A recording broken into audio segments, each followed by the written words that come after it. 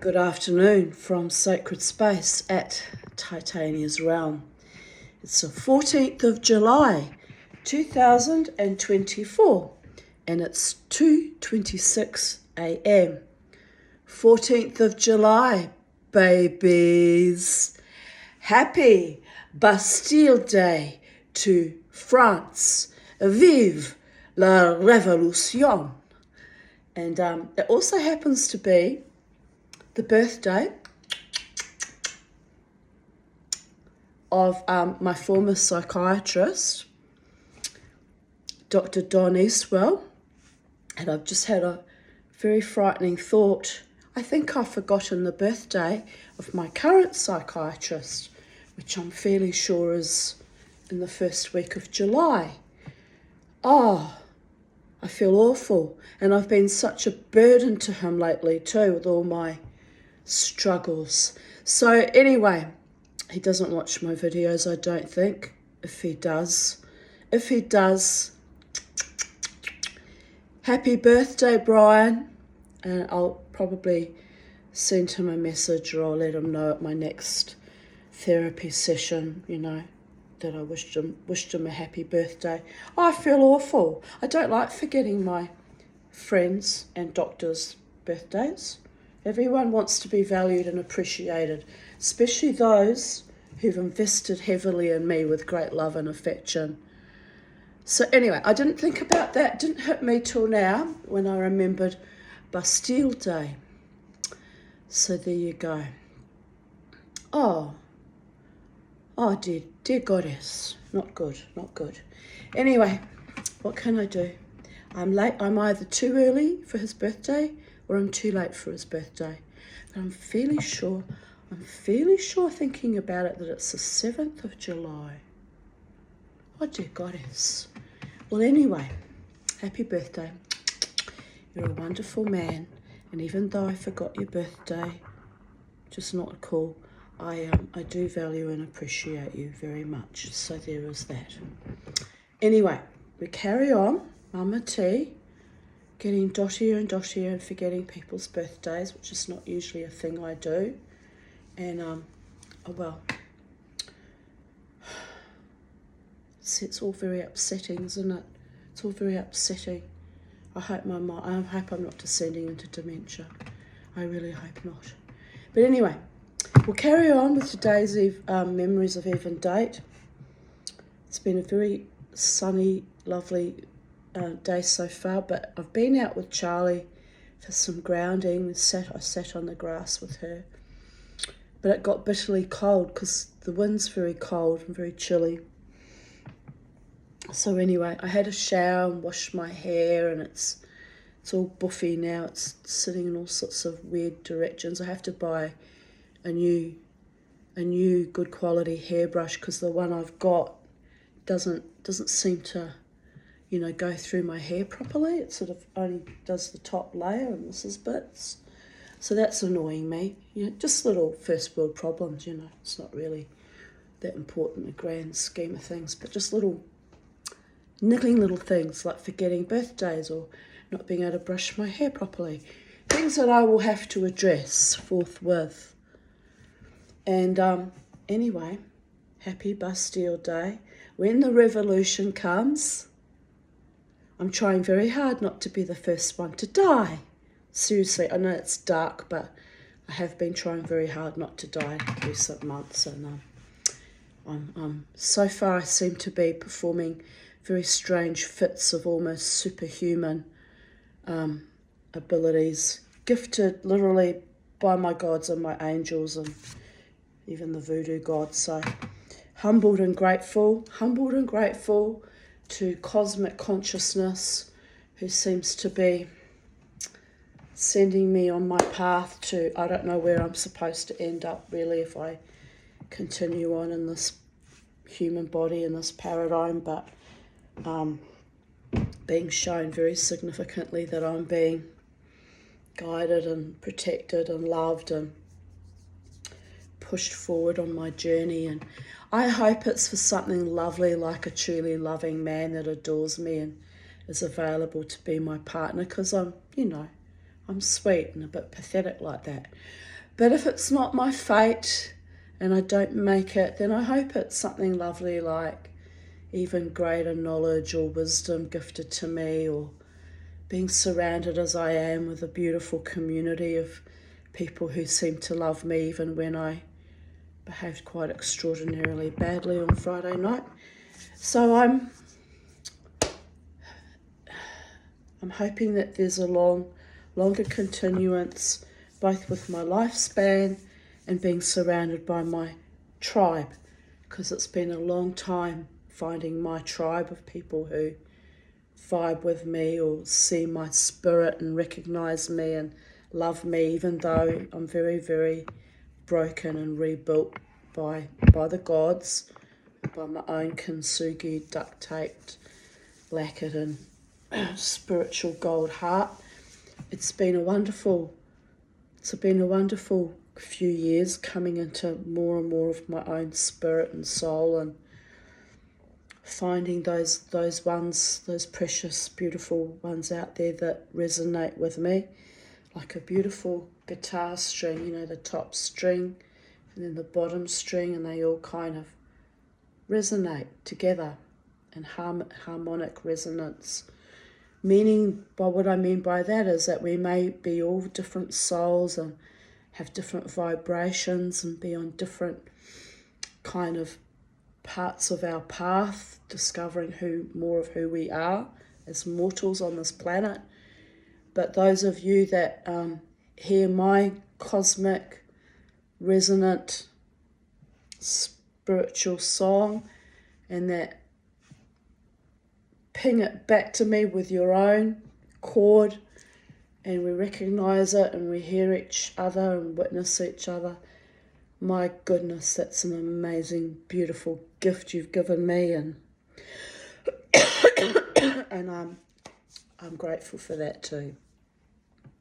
I'm grateful for that. I'm grateful for the healing. And although I'm very ill at the moment, can you tell?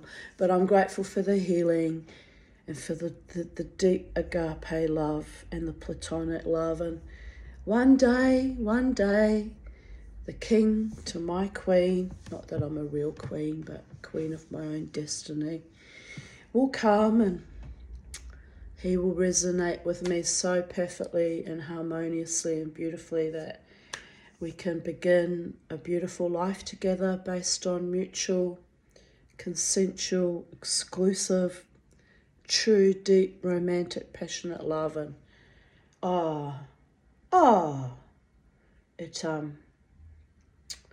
if the prophecies gifted to me 30 years ago are accurate, because one can never can tell, there's lots of liars and deceivers and tricksters out there, charlatans. But if they're accurate, hopefully by this time next year I'll know. Well, next year I'll have only just turned 60, so let's give it maybe next time in 2026 this time, to give it 2 years, because timing, spirit timing and human timing can be a bit off, and it can get interfered with by shifting timelines. And I had to literally put in prayers to shift the timelines to try and get rid of the COVID monstrosities. I put in a lot of prayers about that, and I don't think I was the only one, because it did shift. It did shift somewhat. So, and it won't be because of any of my personal little, powers, imagined or real. It's just we put positive energy into wanting our world to be healed and a better world for everyone, and enough people put in that energy, it starts to manifest.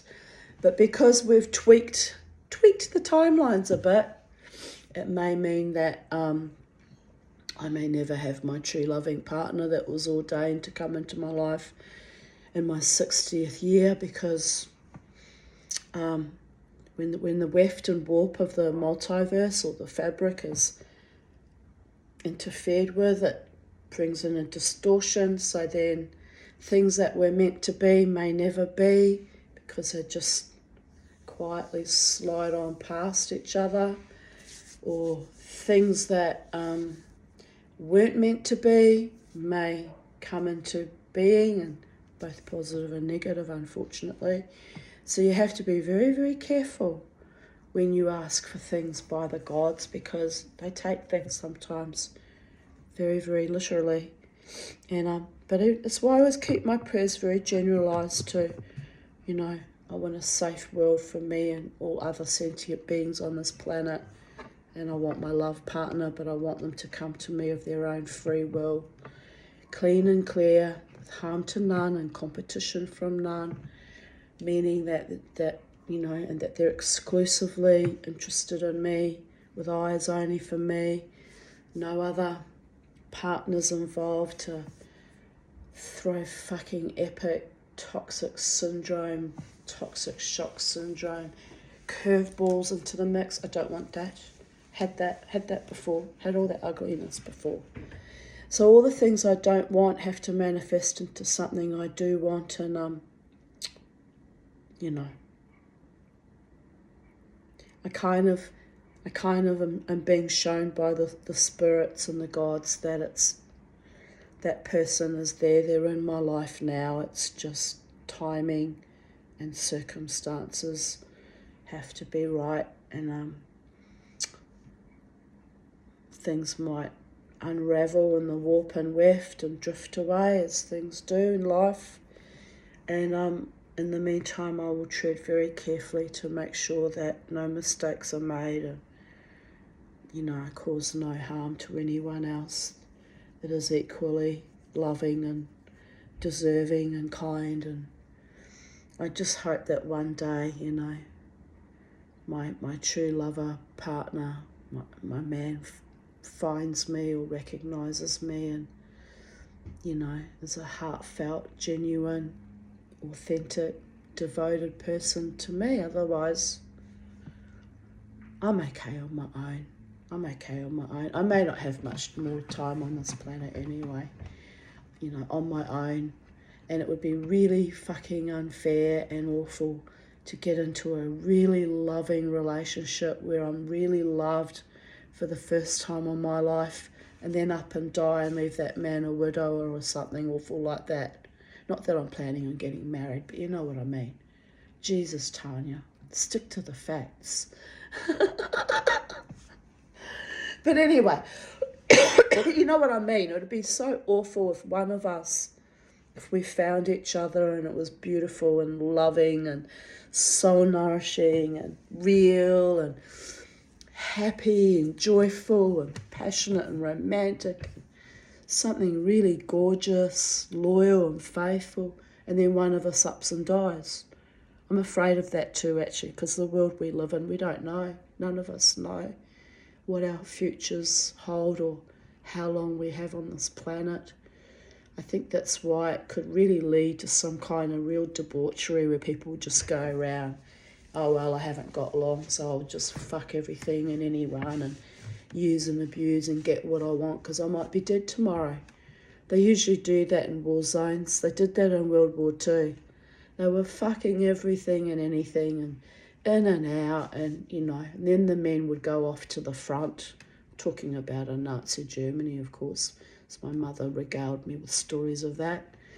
And the women all ended up grass widows forever, not knowing whether their men were dead on the Russian front or prisoners in Russia, and left without being able to have, children or a real love because their men were either dead or mutilated or gone.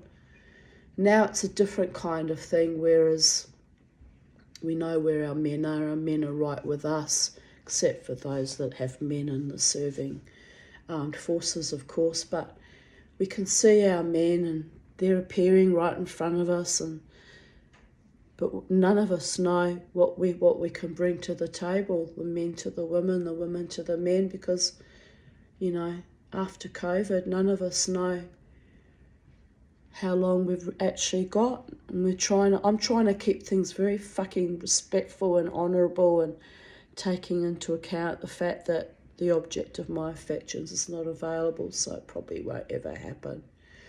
But and then thinking, well, even if I did manifest a loving partnership, with any man out there, any human man now, we've all been interfered with. So it's a frightening thought. I guess it's a matter of just dealing day by day with what is, and if I'm destined to have a really loving partner, then maybe even if it only lasts months or years in a shorter period of time, then just enjoy that love for what it is and cope with the grief if one of us dies. That too is part of life. I guess I can't live in fears and doubts is what I'm saying. Just have to go with whatever destiny the gods mete out to me.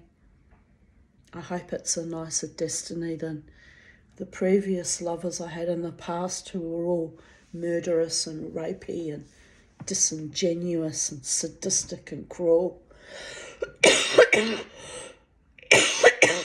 I tell you what, planet Earth, if I get one more partnership like that, if I invite one more monster like that into my life, I'm not going to be here.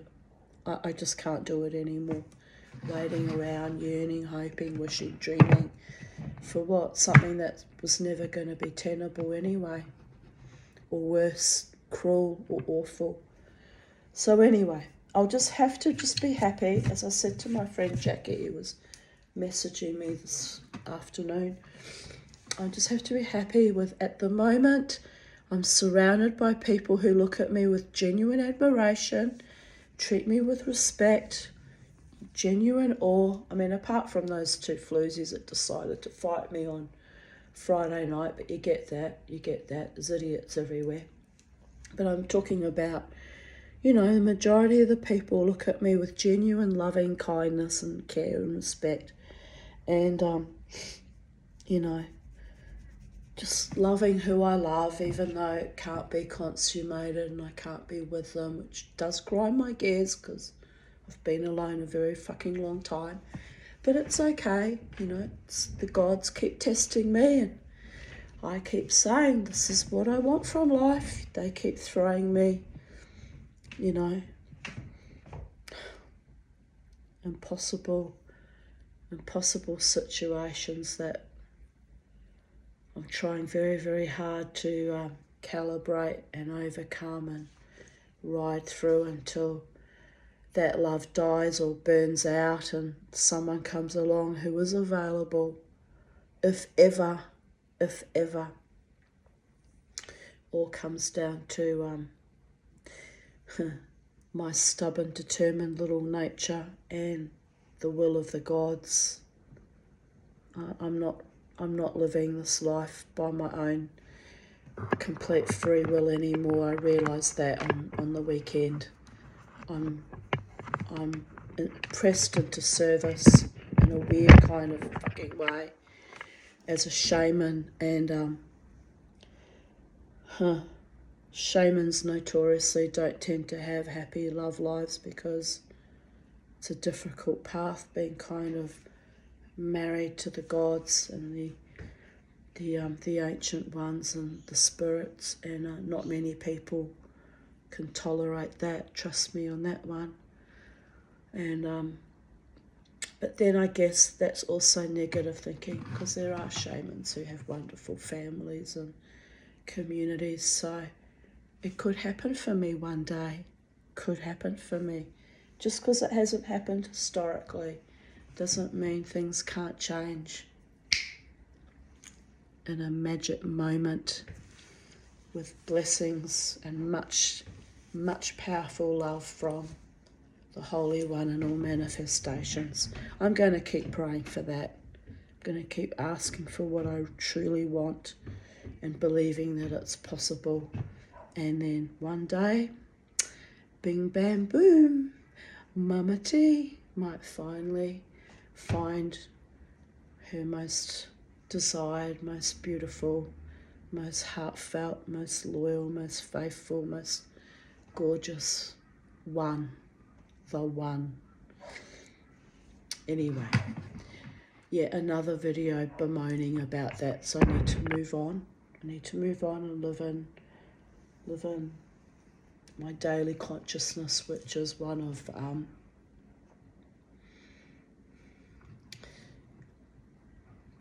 fighting forwards for my own breath and my own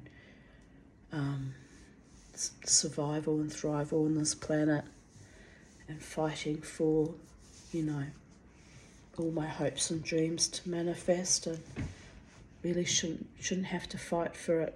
If it's yours, it comes to you naturally and organically, and just seamlessly flows, the love between both parties, and that's when you know it's real and meant for you. If you're having to fight and struggle and suffer over it, it's not good, people of Earth. It's not fucking good. Anyway, here we go. Let's carry on. Today's Memories, 14th of July, is titled, "A picture says 1,000 words, but what is the value of a life? Priceless." I have to show it to you in stages because it comes out much larger on the computer screen. But it was a very old frame that belonged to my former stepfather, Kees van der Hooft, de facto stepfather. He never married my mother, but he was with her for 23 years. And it had a picture of his childhood home. It was on a river on the Amstel in Oude Kerk. Beautiful photograph it was, but I removed it. And I burnt it because of spiritual connections. I was going to actually burn the frame as well, considering the frame being made of wood probably absorbed even more of those ancient energies. But my guide or some spirit, I don't know whether it was him or who it was, would not let me. They said, "You can burn the photo, but do not burn the frame. You must keep the frame." So whether it's a Horcrux like my mother's couch, I don't know. But what I did do was I made new catches for it because it was missing all the little catches on the side that holds the glass in place. So I made them out of copper pipe by hand. I cut the shapes and hammered them into shape. It was the first time I'd started working with metalwork, silversmithing journey. And I made the little catches, and then I drilled the little holes to screw them to the picture frame. So I put a lot of energy into it. That was my own fresh Tanya energy. And then rather bemusedly, I picked that I picked that picture of that semi-nude woman out of one of some old magazine I had. And Uncle Case, when he was alive, was a veteran womanizer. I mean, he would fuck anything. You'd let him out in the front gate and he'd be trying to fuck the neighbours. He was just a predator, really, par excellence. He was a sex addict and a bit of a fuck. I mean, I don't think he raped people, but he was lascivious and very charming and charismatic while he was about it. Like most of the women were deeply flattered. Ooh, actually, I guess Marco reminded me of him a bit. Couldn't let the man out the front door. He'd be onto someone, just that fucking kind of evil and malevolent. Just had constantly a satyr, constantly thinking of the end of his knob and quivering in his glands at every female that walked by. It was gross. But anyway, so rather sardonically, I chose this picture of a semi-naked woman. She's still up on my wall. I love her. I think she's beautiful. I'm not a lesbian, but sometimes I like semi-erotic pictures of women. I'm not sure what that's about because I'm not gay. But anyway, doesn't matter. I admire other women's beauty at times. I think what I was admiring about this woman in this picture was she's lovely and slim, and you know, she's got nice shaped breasts, not too large and not like mine, just freaking covered in fat and mama jumbo. She's got lovely young woman's breasts that are not droopy or, you know, wrung out by breastfeeding. She's just perfect in her own perfection. She looks about, I don't know, 23, 24, and she's just got this sort of slight kind of mysterious look in her eyes as if to say, well, here I am, babies. And there's just something very charming about her, and I loved her, and I thought, and then her, you know, her pelvic region, her vagina is covered by a blue cloth or sarong, and then she's sitting on this cushion. Almost looks like almost like in the Middle East, how they sit on big cushions on the floor, sort of a Turkish flavour. And then she's got the lemons. I guess that's kind of a hint at lesbianism in a way. I don't know, maybe not. She's got the lemons sitting in a bowl in front of her, and she's just, anyway, I liked the picture, and I thought, I'm going to put that in Uncle Case's family frame in lieu of that slightly triggering picture of the Dutch family home, and just remove that energy out, you know, forever kind of thing. So anyway, after I put the picture in the frame, had it up on my wall, and I was very proud of it, all my efforts, all the work I'd put into it, renovating that antique frame.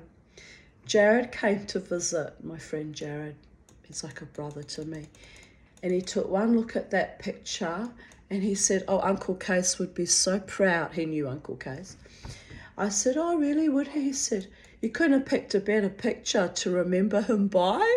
And then I looked at her again, and we both laughed and laughed and laughed. I had done it almost beneath consciousness, preserved the history of Case, who owned that frame, of being a lascivious kind of dirty old man, with gifting him the most beautiful nubile brunette sitting there semi-naked but in her own kind of power. So it's kind of a fuck you to him as well. But anyway, Jared said, you've just given him exactly what he wants. How is that a fuck you? And I went, I don't know, it's how I interpreted it. Jared says, I think you should change the picture. And I said, nah, if it means that much to him that I keep the frame, and, you know, let him have his beautiful model sitting there. No harm, no foul. He's dead. What's he going to do with a picture of a woman anyway? And we laughed so much about that. You know, Jared said, you're so funny, Tanya. And I went, I know, it's just all there, riding just beneath the consciousness. Sometimes I don't always think about it consciously. But anyway, the funny thing is, though, where I put that picture faces my toilet. So if I go to the toilet and I don't shut the toilet door, I'm sitting on the crapper looking right at that young woman, and she's looking right back at me, and I'm thinking, oh, Uncle Case would so love this picture. I mean, you have to laugh. Anyway, Uncle Case is in the next dimension and has been since, 25th of November 1995. And to be fair, he hasn't haunted me in a very long time. He used to kind of float around, and I'd be like, no, you can't be here. Gotta go. Off you go, on your bike. And but he hasn't. He very rarely bothers me over the last, couple of decades at least. But yeah, that's the story behind that picture that I still maintain. I'm still maintaining it. Honour thy ancestors, with my twisted, sarcastic, sardonic ways sometimes. So here we go. 14th of July 2023. Happy Bastille Day. Another beautiful winter's day. Blue skies. Same today. Sunshine. Happy dog, bird, Mama T, I will go dancing tonight, even though I still feel fatigued. I won't be dancing tonight. By the gods, it's Sunday now. I will feel good to move energy.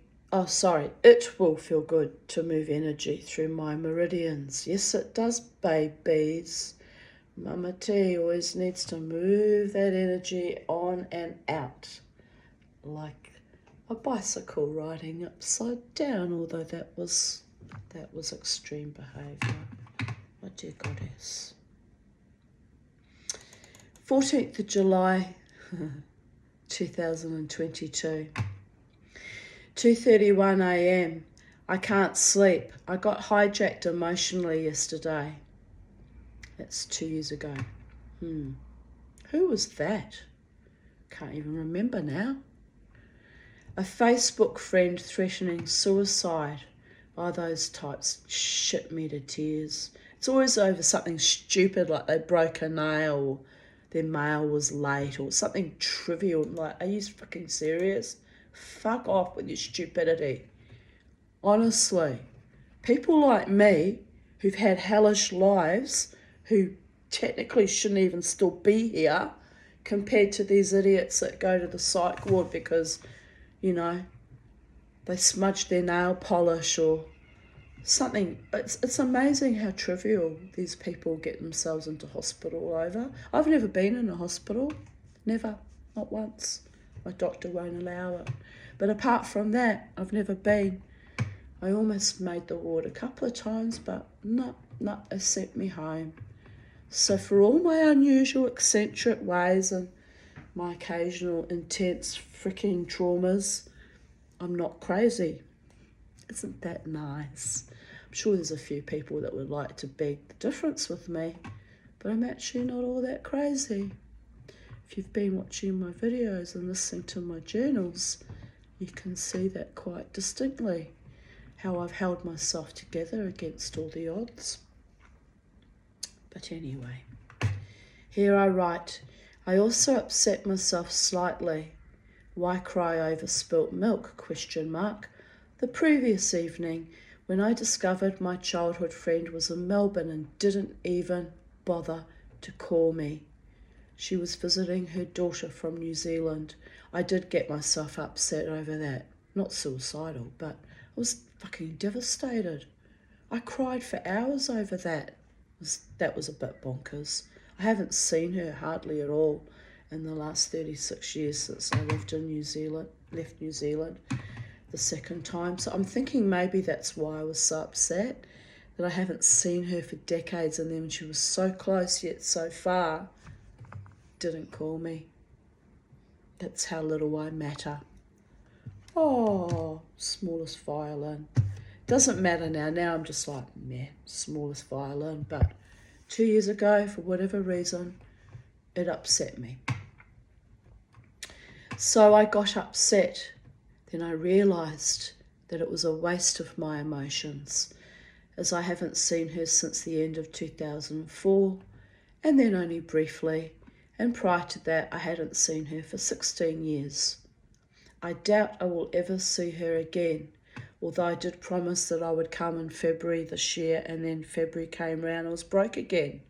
But I did get my passport, so if the gods bless me with enough money between now and this coming February, maybe I will go home and see her.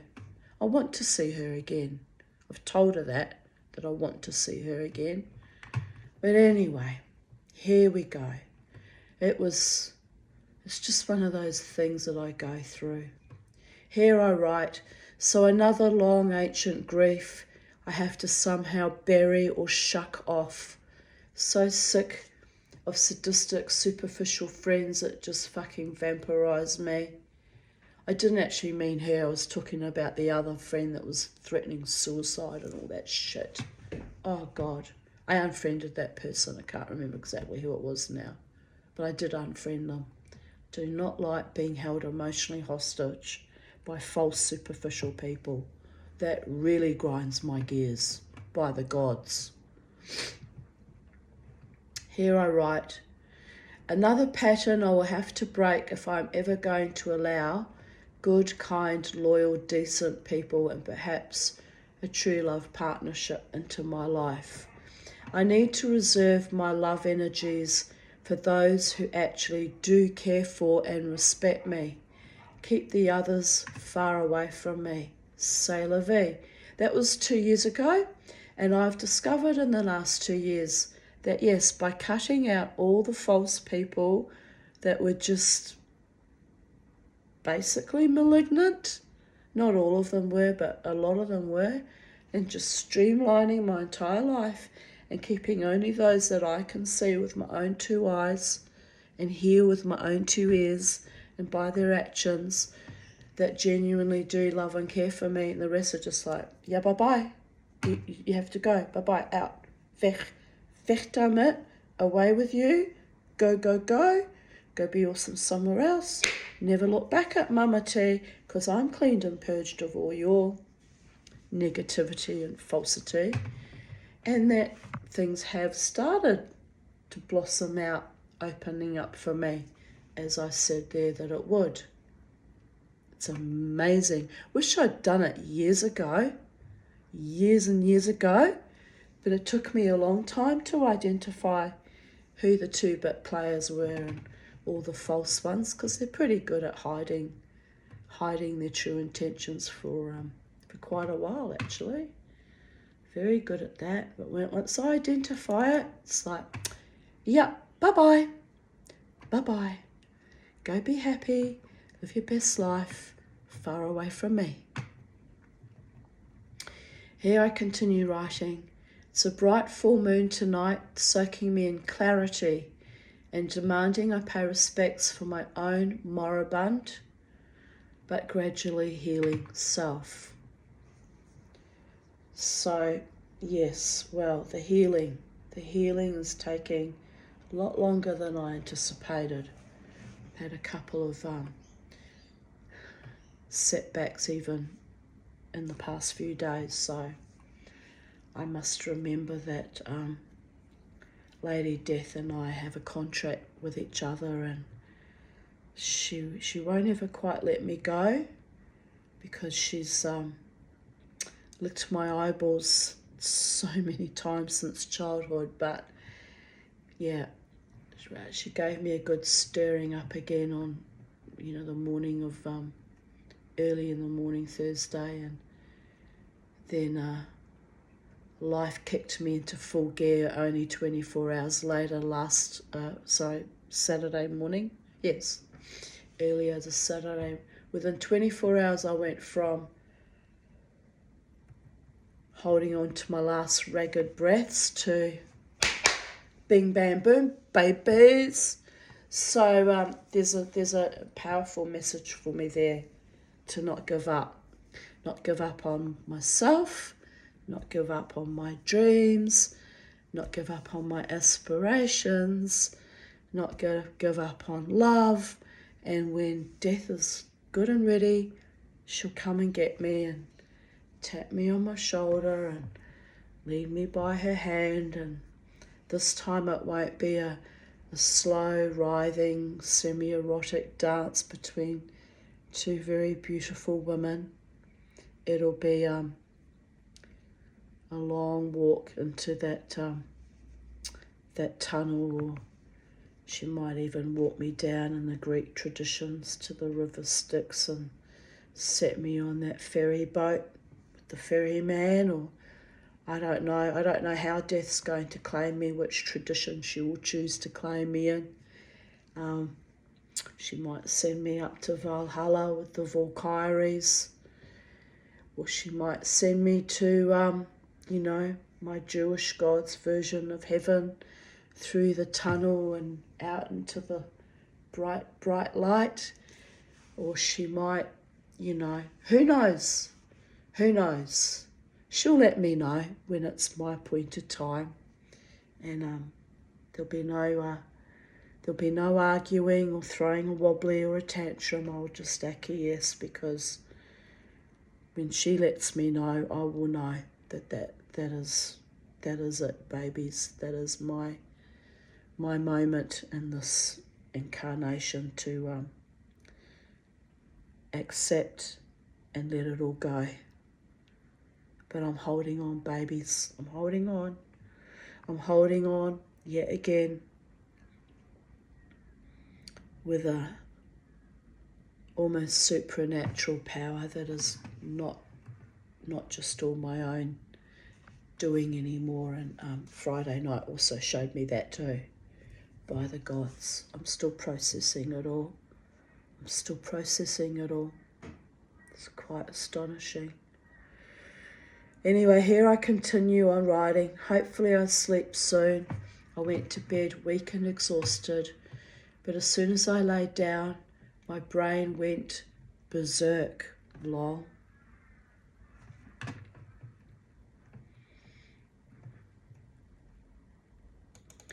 Watching How to Change Your Mind about psychedelics and the role they can play in healing various mental issues, as well as for terminal cancer patients. Powerful and interesting.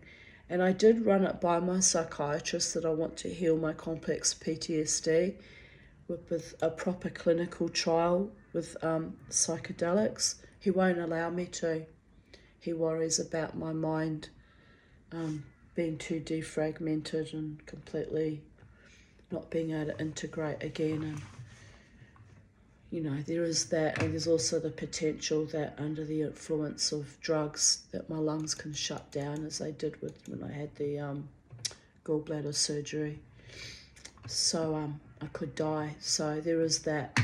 So I haven't pursued it because I don't really want to, you know, take the risk of becoming drug dependent either.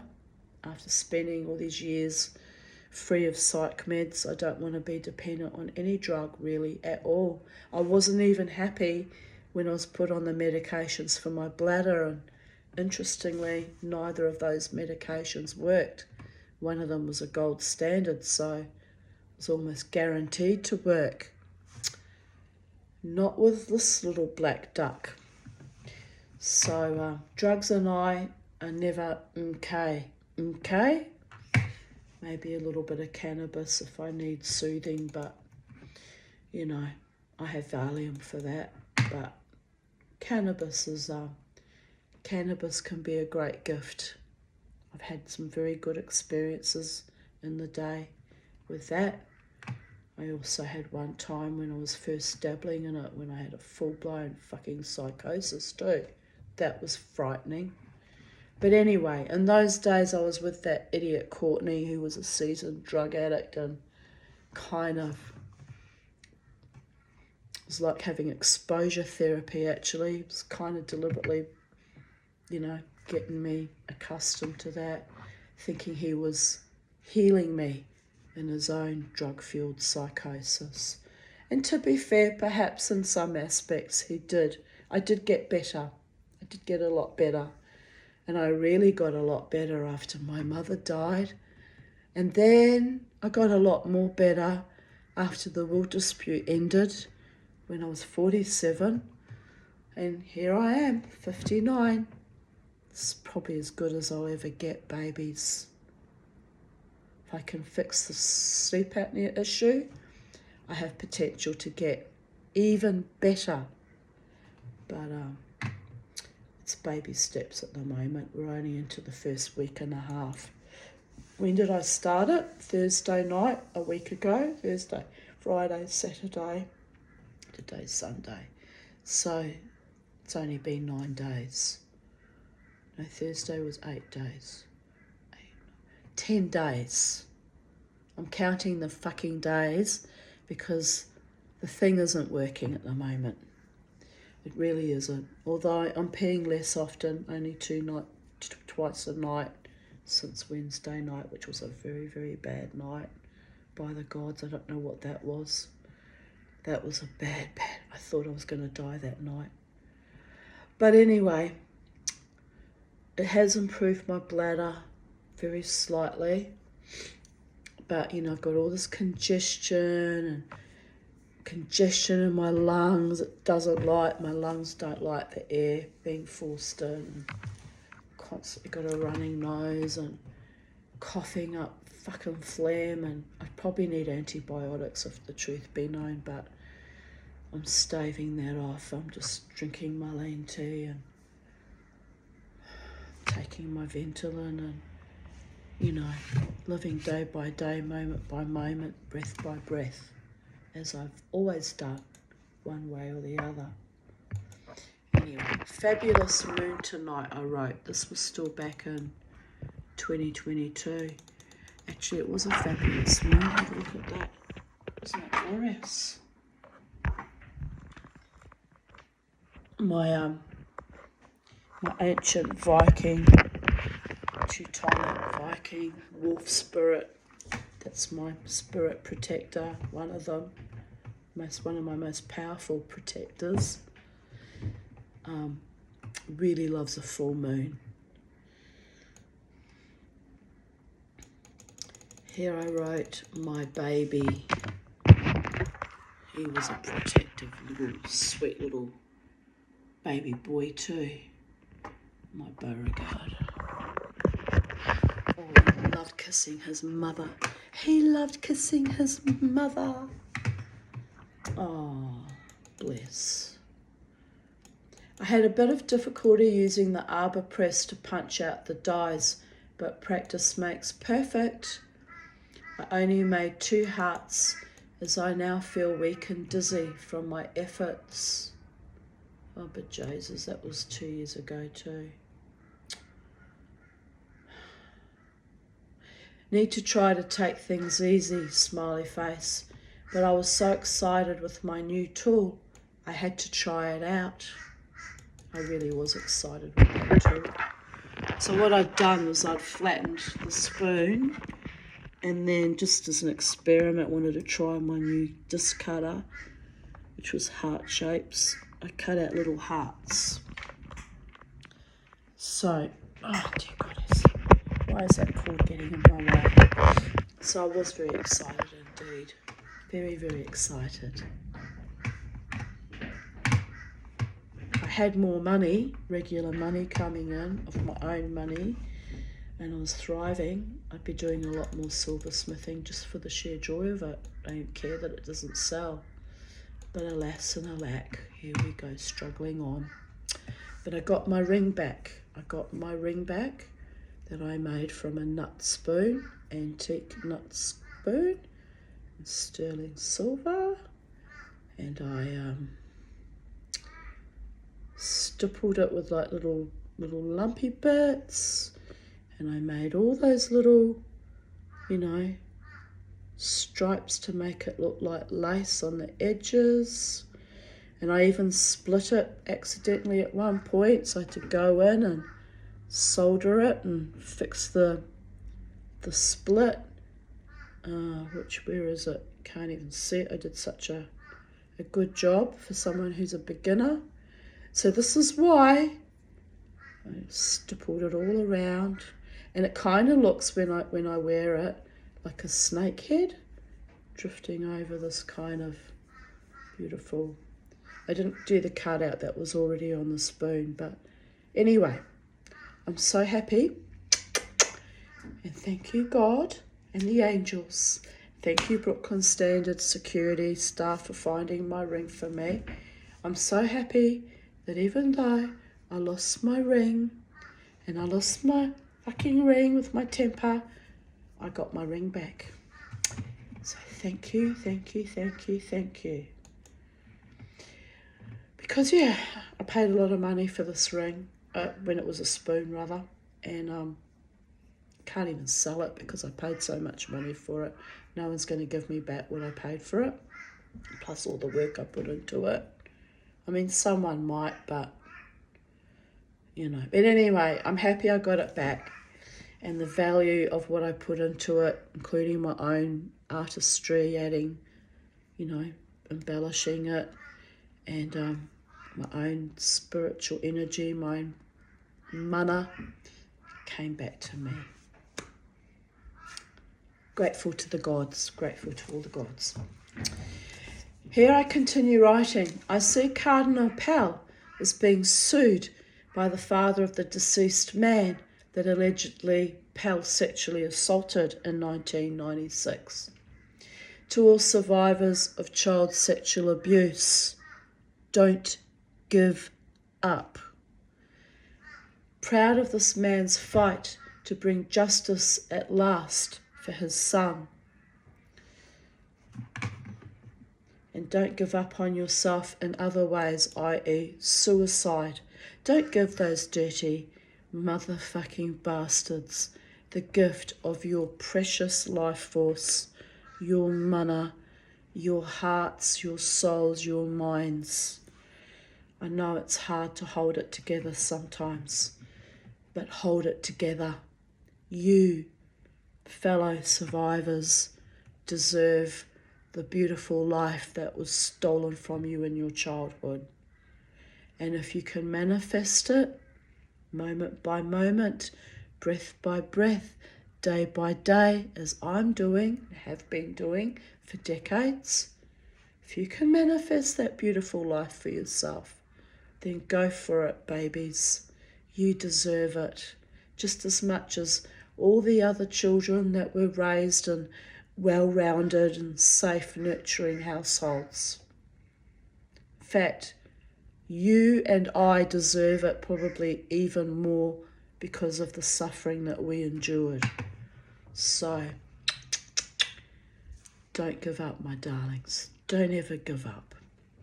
That's my message out to you from Sacred Space at Titania's Realm, or from the void, or from the multiverses, or however you want to identify that. Don't ever give up. It's coming for all of us, our beautiful, wondrous lives. Some of you have already managed to pull it together, and for those of you like me who haven't quite managed it yet, it's coming. Maybe sooner than you anticipated. The darkest night always comes just before the brightest dawn. Remember that? So when it seems utterly, relentlessly hopeless, just try to hold on. Dawn always comes. And when she does, all the birds are singing and all the angels are on the beach singing and calling your name. And all the multitudes of heavens are all twirling in infinity. And new lives are being formed and new loves are being bloomed. There's always a dawn. Truly there is. Even if it doesn't end up being, God forbid, in this physical incarnation. You'll get your beautiful time again. Trust me. I know this. Don't ask me how I know, but I know this. Anyway, says she, Mama T. Oh dear goddess. My new disc cutter arrived. It took a lot of wrangling to get it here, but when they finally sent it, it arrived from India in 3 days. 3 fucking days. That blew my mind. Phew. It was stressing me out since the 26th of May. I feel like it's almost an anticlimax, but it's a beautiful product. I'm happy it's here. I will smudge it and bless it, and hopefully when I can source some more silverware, I'll be able to make some lovely hearts with it. Yay! Note, it arrived covered in mould, even though it had a thick plastic wrapping over it, which was really odd. It was this thick green mould. So maybe they had made it for me and actually forgot it and put it somewhere damp, even though it was meant to be hermetically sealed. And then after I complained about it not arriving, dragged it out and posted it to me. But yeah, the mould was astonishing. It was really astonishing. Here I write, I will need to clean the mould off thoroughly. What is it with me and mould lately? Far out. Then I added later on or earlier that day, I'm not sure. Sometimes I move forward, sometimes I move backwards in the timeline of each day. A song from my spirit people. Sure, gypsies, tramps and thieves. Am I right? So, powerful message there. 14th of July 2021. Ha ha ha. I showed this picture to Jared and he said, it looks like Case picked that one out. I burst out laughing. Case always was a dirty old man. He would have loved this picture. I just walked by her on my way to bed and had to laugh at myself. Not easy to purge the familial Dibble-Keem. Perhaps, yeah, baby. Perhaps that male that had marked me, so no man would want me as a partner, as a fortune teller, as a vulva I saw that year told me. She said it was like someone had peed on me and claimed me as their own, and that no other man would want me because of that. Which was a very frightening, confronting thought. I belong to no man, woman or child, but God, and even him I'll argue with, him, her or it, whatever, they have no gender, but you know what I mean. But here I wrote, was that male that had marked me, Case or Trevor? Yuck. It would explain a lot of my shitty, dangerous relationships with men. Well, every day in every way, I choose to be better, not bitter. I have ebony and PowerShell on order, a wry sense of humour and a recalibrated life and sensuality.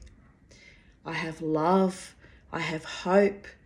I've had a lifetime of struggle and hard work just so I can sit around making old picture frames beautiful again and call my spirit back from the ashes of the last Phoenixian explosion. I have erotica and I have exotica. I have esoteric wisdom and a flagging ass and my celibate circumspection. Fuck my life. But it's kind of funny in a way. So I just noticed all the lights gone and I feel drab. I don't like feeling all shaded out and drab. But it was too bright before. Might be too bright still. Anyway, where was I? But it's kind of funny in a way. Oh yes, I can see I've got light and sunlight in my hair. Oh, and tomorrow I will need to make another copper clasp, as that one smaller one looks awful and is giving me OCD type twitches. I never had a diagnosis for OCD, so it's driving me mad. Ah yes, if you look at this photo, which should show up in one go, you can see this one here was too short compared to the others. So it ground my gears and I had to remake it in the correct, where are we, I've lost us, in the correct dimensions. This bloody charger's driving me back, so I'm going to undo it. Right, here we go. Oh, we're still filming? Yes, we are. So I went in again and remade it so that it didn't look stupid with just one tiny little malformed clasp. Here's a photo in 2021 when I was making the little, magical creatures for my beautiful children in the neighbourhood. So that was one of the little witches. As I said to you yesterday, one child got a ghost and one got a scarecrow. There were two little witches. What am I going to make for the children this year for Halloween? I'm really not all that well. I didn't make anything for them last year. Last year I wasn't well. I had COVID, by the gods. So maybe I should make something. It's only July. I've got August, September. I've got 3 months to think about what I'm going to make for the children in the neighbourhood. They always come past. Some of them are young adults come past too. Oh, it was lovely. It was a lovely turnout last year, actually. Like more than usually come by. But I was just like, yep, here we are, sacred space. There's the cauldron. Go and have a look at it. Come back down. You've done your ascension process. Have a wonderful new Halloween. And they were just like, all right, well, I haven't been well, kids. I haven't got COVID anymore, but I haven't been well. So, yeah, it was pretty scary. They loved all the lollies, as they always do, and it was gorgeous, actually. Today, almost 3 weeks to the day since I had that weird vision about ebony, on the 24th of June, I was able to source 3 small pieces. I had to get it posted, as I'm too sick to pick them up in person. I also asked my darling friend Jared to pick up 3 power shells I bought on Marketplace.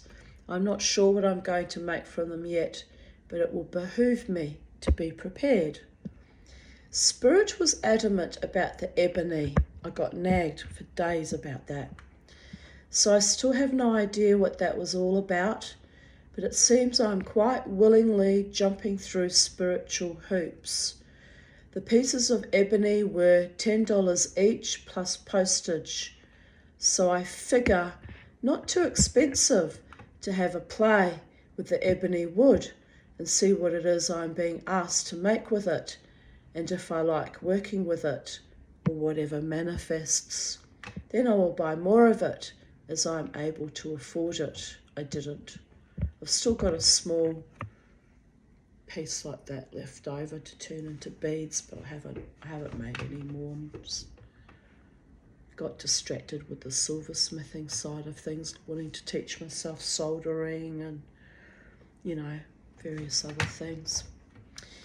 If the universe wants to put me to creative work, the universe can supply it, am I right?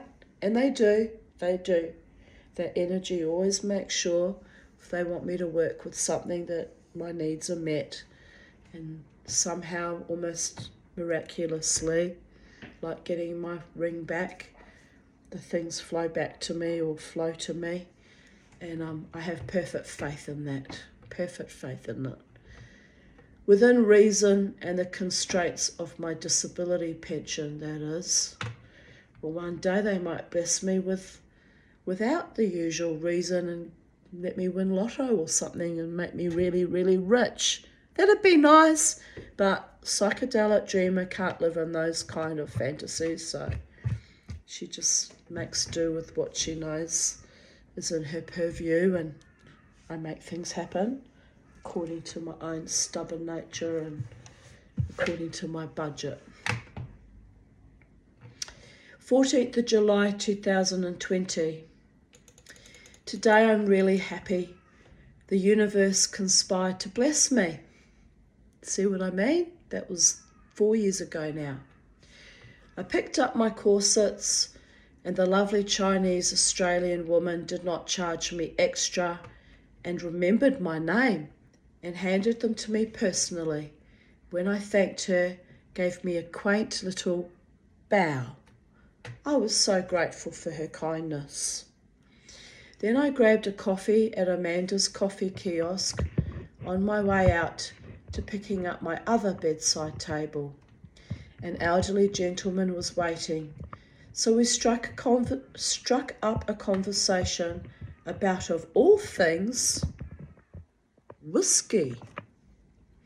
He said he had reached an age where he can afford to buy the very best and just leave it on the shelf. I said, which I guess was a form of old man flirting, because old men, when they try to impress a younger woman, Not that I was a lot younger, but they always try to impress a woman by, oh, look, I've got plenty of money. Do you want me? Why would I want a man just because he's got plenty of money? It's like, don't do that. You're selling yourselves out immediately you do that with me, because it turns my stomach if a man can only impress me with his money. I missed out on marrying a very nice Jewish young man I met him when I was 17, around the same time I met my husband actually, at a Jewish conference of Jewish students from, the university I attended. I missed out. I didn't miss out. I deflected him because he was trying to woo me. He was quite a good-looking young fellow, don't get me wrong. Only a few years older, probably early 20s. Not as much older as my husband was or is. But anyway, this was his opening gambit. We were having the conference in the Chateau, which is a very posh hotel, at the foot of Mount Ruapehu in New Zealand. And he said, why don't you come on out with me and get in my Alfa Romeo?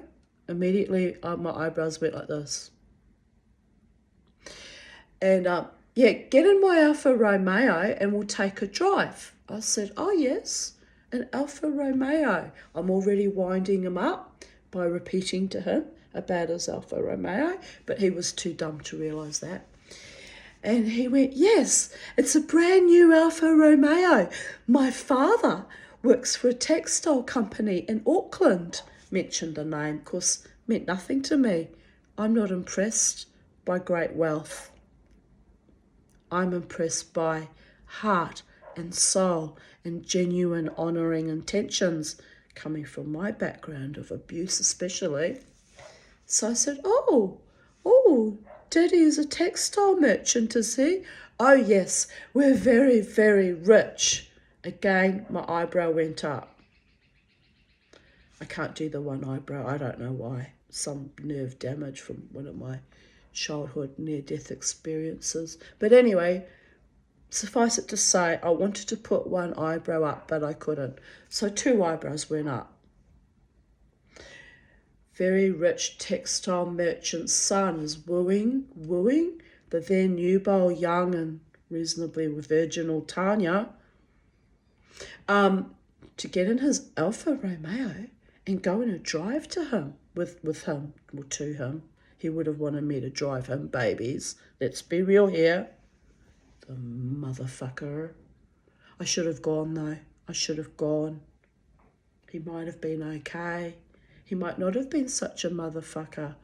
Just a spoilt, young, pretentious, little, white, privileged, little Jewish boy trying to impress a girl, am I right?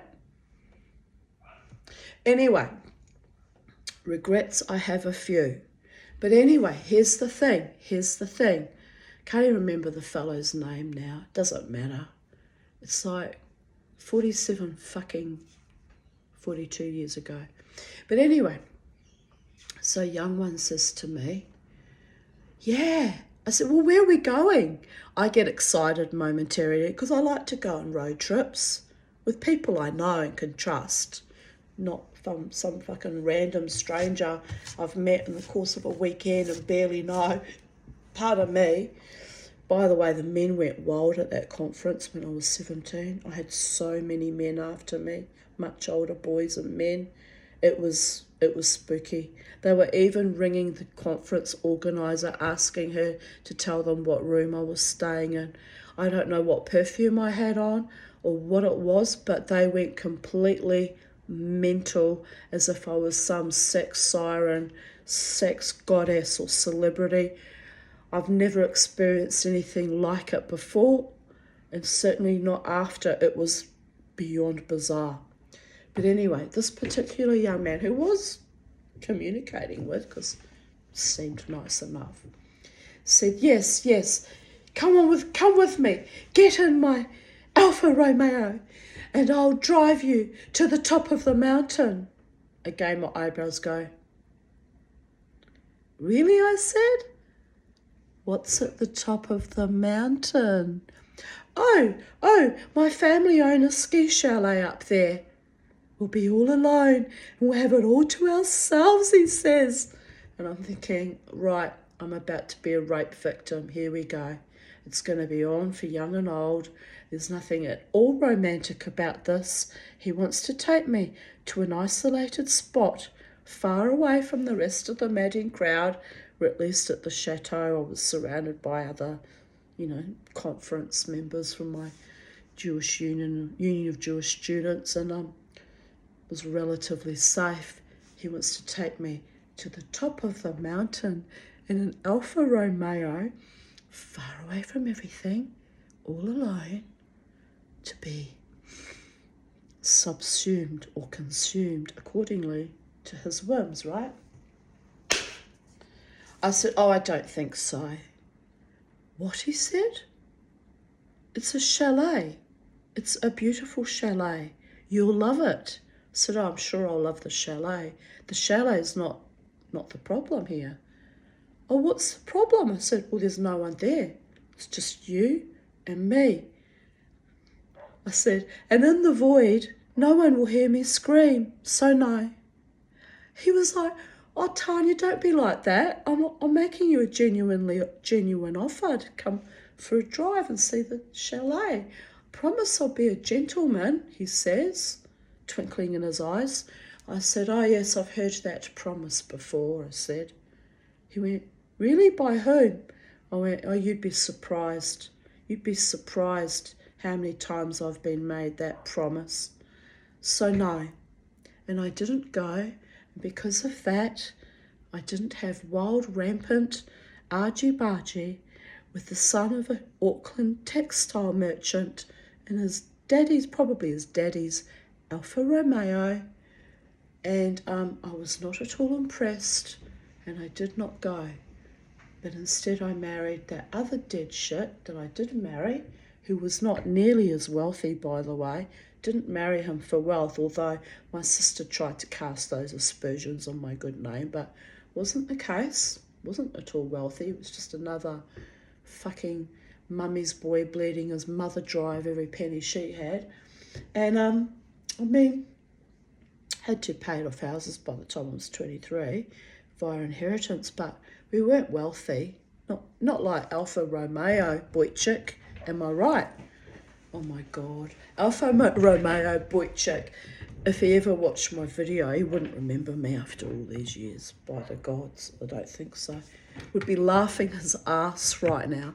He'd be falling off, probably daddy's or his own by now, very opulent couch going, the Tanya, what a dickhead. She missed out on my penis and my family wealth and, my drive or my ability to create his own wealth, because he was quite a charming, charismatic, forceful little fellow. But anyway, he'll be sitting there laughing at me going, you made mistakes, Tanya. Oh, mistakes I have made. But this is the thing.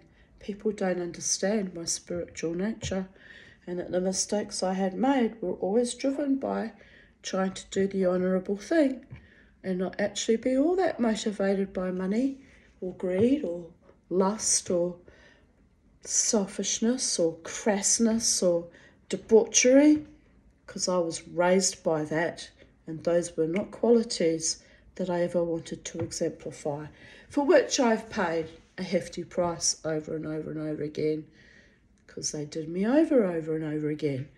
But that had nothing to do with Alfa Romeo Boychik.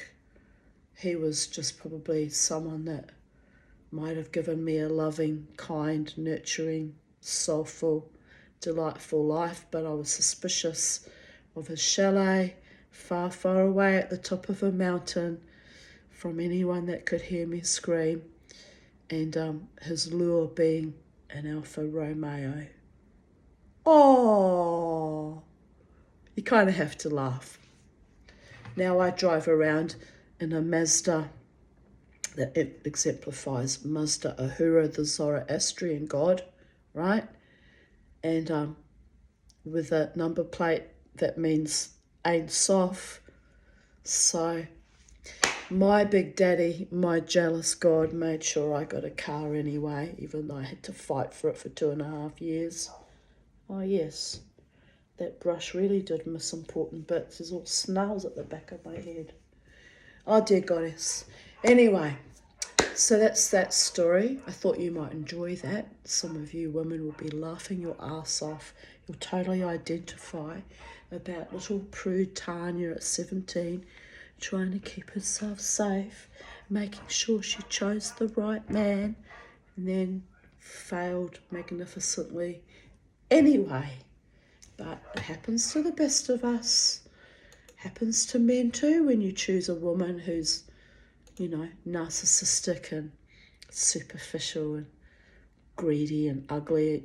Not ugly as in beauty ugliness, but soul ugliness, that happens to men too. It can happen to anyone, babies. Just remember that before you get all smug and go, sucked in, Tanya. Just remember, life is long and it can happen to anyone. Anyway, I continue writing because I was suspicious of this old man bragging about his whiskey that can just sit on a shelf and do nothing because he's so wealthy. I replied, now that is a waste of good whiskey. And I did it exactly like that.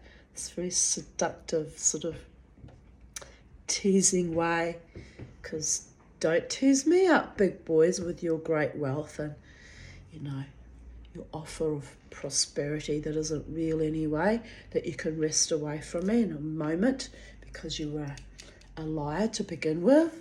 Been there, done that, got the t-shirt. So anyway, I replied, now that is a waste of good whiskey, with my purple lips. You should be having a wee nip every night for medicinal purposes. It's good for the heart. Read between the lines what I was saying there. I don't think he quite got it, but read between the lines. Then I launched into my fabulous story about meeting a nun on a flight from Wellington to Melbourne when I was flying over for my conversion to Judaism. And the nun, bless her, got stinking drunk, knocking back whiskies. So I gently asked her if she thought that was a good idea, and she replied she had an ear, nose and throat infection, so it was medicinal. I just laughed.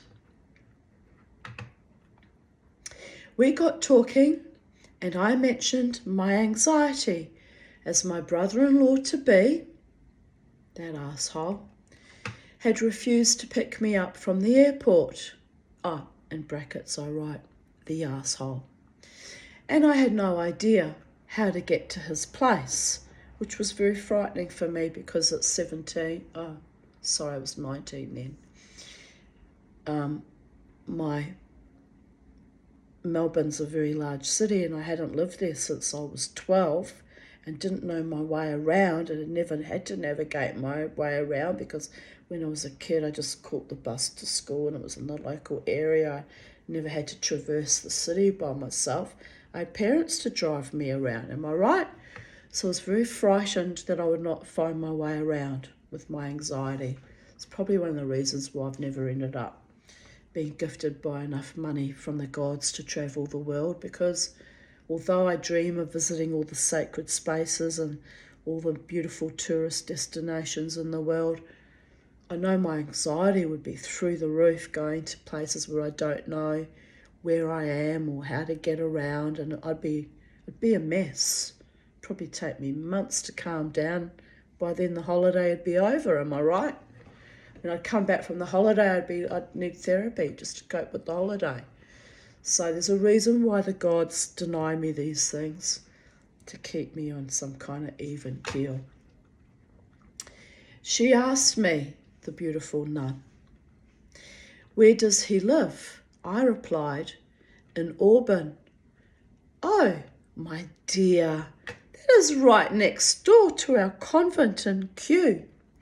I will ask the sisters to give you a lift." I looked at her in astonishment, but thanked her gratefully.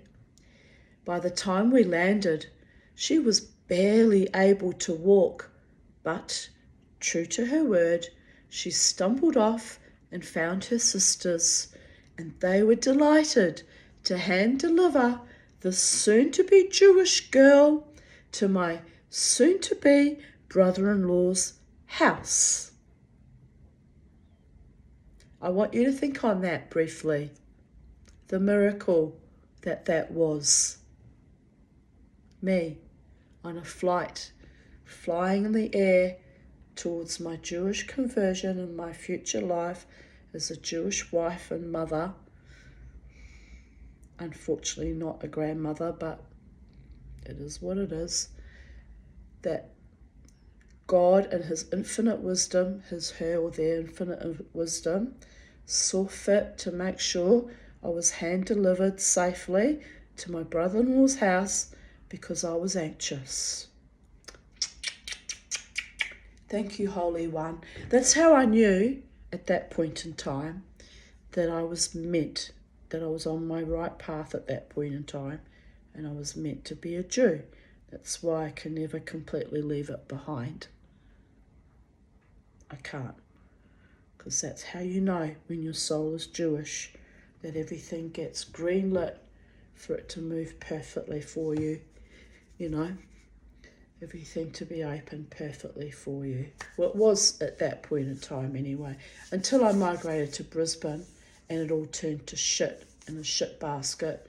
It was completely evil and harrowing and cruel and malignant, and I struggled against that for 35 years. 35 fucking years. Sometime around last year, all right, maybe 30 years, because it's really only in the last few years that I've kind of just dropped it all and let it all go. But yes, but never question me on whether I'm a Jew or not, even though I don't look particularly like a stereotypical Jew. Even amongst other Jews in my community, I've been othered. Don't ever dare question me. Hand delivered for my conversion by nuns. A very, very drunk nun, to be exact. Can't get much more Irish Catholic background than that. The ancestors, my ancestors, made sure that I became a Jew, as was my greatest desire at that time. My brother-in-law was astounded. "How did you manage that?" In other words, he was pissed off because he'd hoped to make it difficult for me, the evil cunt. I replied, smiling sardonically, this is even at 19, people. It was a very powerful spirit, even at 19. I replied, squaring my shoulders, "The Holy One moves in mysterious ways. Never fuck with the Tanya."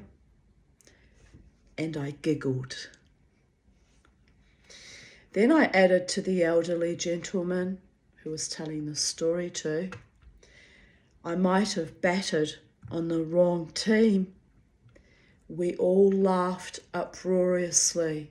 By that I meant I should have maybe taken up Catholicism, although technically I was, before I became a Jew, technically I was a Protestant, raised in the Lutheran Church and also raised in Christian spiritualist churches throughout my childhood. So maybe I did bat for the wrong team, but never mind. Je ne regrette rien. It was a much necessary part of creating my soul journey, creating whom I am today. Then I said, you know, I have met some extremely unusual people on my walk, but it has always been amazing. The old gent looked deep into my eyes. He of the top shelf whiskey, still kept on the shelf, by the way, and said, that is because you are a catalyst and people are drawn to you, and in some way they are deeply changed by meeting you. I almost fainted with surprise. I nodded and thanked him, then drove to pick up my bedside table from the Red Queen at Paddington. The 2 lovely bedside tables I bought from her. I don't know why I only picked them up one at a time though, but never mind. There I met an extremely tall man who said the shop was closed. I said I was expected. I am Tanya. He said, oh, Tanya, delighted to meet you. We shook hands. I joked about being so short, which fucks my vibe. I was literally looking up to this man. He was enormous, enormously tall. Very nice man. He laughed. His wife, says, is also short of stature. A lovely couple.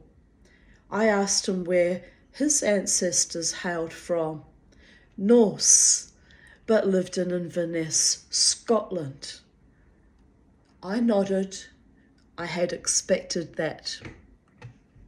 I told him the gods had been kind and even gifted me a car park near the front of the shop this morning. Cez asked me to send her photos of the lovely bedside tables for her Instagram, which I did, but she never put them up on Instagram, so oh well. Her husband really liked me, nothing sleazy, but he seemed to really like me. Lovely man. Anyway, so I did, meaning so I sent her the photos. Today is a cold, wild, witchy Mistral. That's a French wind. The Mistral's always deemed to be an eerie, weird, witchy wind. Today is a cold, wild, witchy, Mistral, windy day, but the gods are blowing me in perfect alignment for a change. Smiley face. Then I posted, well, those of you who see my videos have probably seen them before, but here's my little bedside table, which I sent a photo of to Cez. As I always keep my word, people of Earth. Always try to keep your word. And I wrote, I need to polish the brass fittings and the timber, but wanted to have it set up for Cez's Instagram. I'm so grateful and fortunate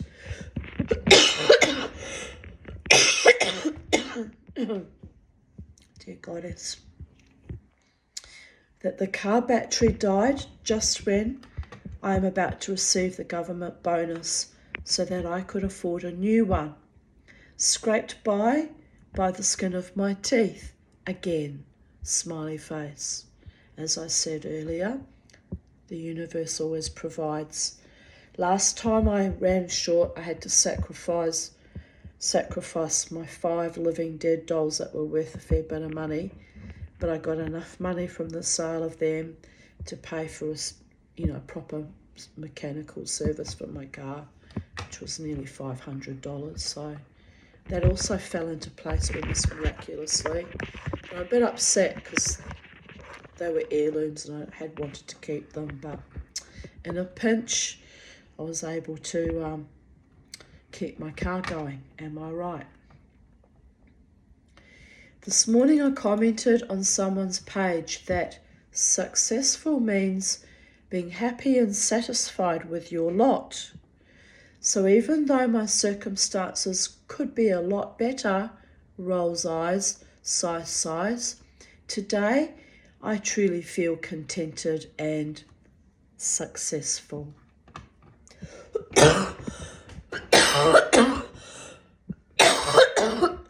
Oh dear goddess. Trigger warning. Speaking to truth about various members of my former Jewish community and their abuses. And yep, that's been deleted by some malfeasant motherfucker, so there you go. And I wouldn't have named names either. Some coward that can't handle the truth must have complained. Too fucking bad, assholes. Not everyone in my community was an arsehole, but there were a lot of very vicious, backstabbing, nasty othering assholes. And I'm standing by that reality, by the way. Watching Unsane on Amazon Prime, confronting. Oh, and I have that one on my PVR, but I haven't seen it yet. Is it good? Asked Laura, and I replied, it's intense, good. A bit triggering, especially as I was typing up my diaries today about David Davidson, asshole numero uno, and his friend Emmanuel, asshole numero duo, stalking and harassing me at Hanukkah functions and even hitting my friend Gail in the back, in brackets, Hanukkah 2002, stalking. The movie is about a stalking psych nurse. Gail in real life was also a forensic psych nurse by profession. So, mind flips. And I can refer to her as asshole numero tres, because we're not friends anymore. She turned savage and set me up and manipulated and was evil and rotten. So if I call you an arsehole, you've earned that label, by the way. Laura, I wrote to Laura, they really were and or are evil bastards. I lost many, many years of my life because of them. Thank God I kept such detailed diaries, or I really would have gone truly insane. From the 3rd of December 2002, well, David stalked me all night. He hit Gail on her back with his elbows twice, and I went straight to Emmanuel at his bookstall and confronted both of them. So what he did was he followed us. We were walking along, this little artificial rivulet beside it. Hit her in the back, knowing that I would go into Warrior Goddess Protector mode, because at that point in time in my life, she was a very close friend of mine. And then he quickly ran off, went back to the bookstore to stand there next to Emmanuel to try and look all innocent, like he had an alibi. Dumb, and dumber. So she turned to me and she said, oh, that man just hit me in the back with his elbows. I went, that one, watching him scurry away. She said, yes, I don't even know who he was. She had no idea who he was. I said, I know exactly who he is and I'll handle it. What are you going to do, Tanya? I said, I'll handle it. So I walked straight to the bookstall. He was helping Emmanuel with his bookstall. And I confronted them both. David told Emmanuel that I'm a liar and wrote emails on the internet about him, Emmanuel. I said, what are you talking about? What are you talking about? David has stalked me all night and not 5 minutes ago has hit my friend on the back. Emmanuel turned to him. Did you, David? He was actually a barrister by profession, so he was very careful about making sure his schnoz was clean, surrounding himself with vermin like that, by the way. But he knew that was a crime. Stalking and covert freaking attacks on a woman friend of mine. It was vile what they did. So he said, "Did you, David? I told you to stay away from her. Did you?" Which I thought was very telling, actually, an admission of guilt on both their parts. So I'm just standing there, staring at them both, kind of in horror that they'd literally admitted it to doing that. He slumped down, didn't look at either of us, meaning David didn't look at either Emmanuel or I, knowing he'd gone too far. I said, "I've come to remind you, David, 2 years for reprisals, 2 years imprisonment for reprisals against the Health Rights Commission complaint that I wrote against him in 2001. I could have gone to the police, put him up, right? I had legitimate evidence right then and there and got him in prison for 2 years. Do I have regrets? Yes, but I'm not a dog either, believe it or not. So then I turned to go. I should have got him put in prison for 2 years. The motherfucker. But anyway, I've got chills. I'm just almost fainting thinking about it. How life could have been different. But anyway, it doesn't matter now. I walked around to the front of the stall, picked up the book of Psalms, which gathered strength in me again. I beckoned Emmanuel with my finger. He ran straight to me, shitting himself he was, shitting himself. But don't worry, I still put a stone on his grave when I visited the Mount Gravatt Cemetery recently, a few months back, in honour of the fact that he was my Kabbalah teacher for a while there, until he got seedy and filthy. But, you know, honour goes both ways.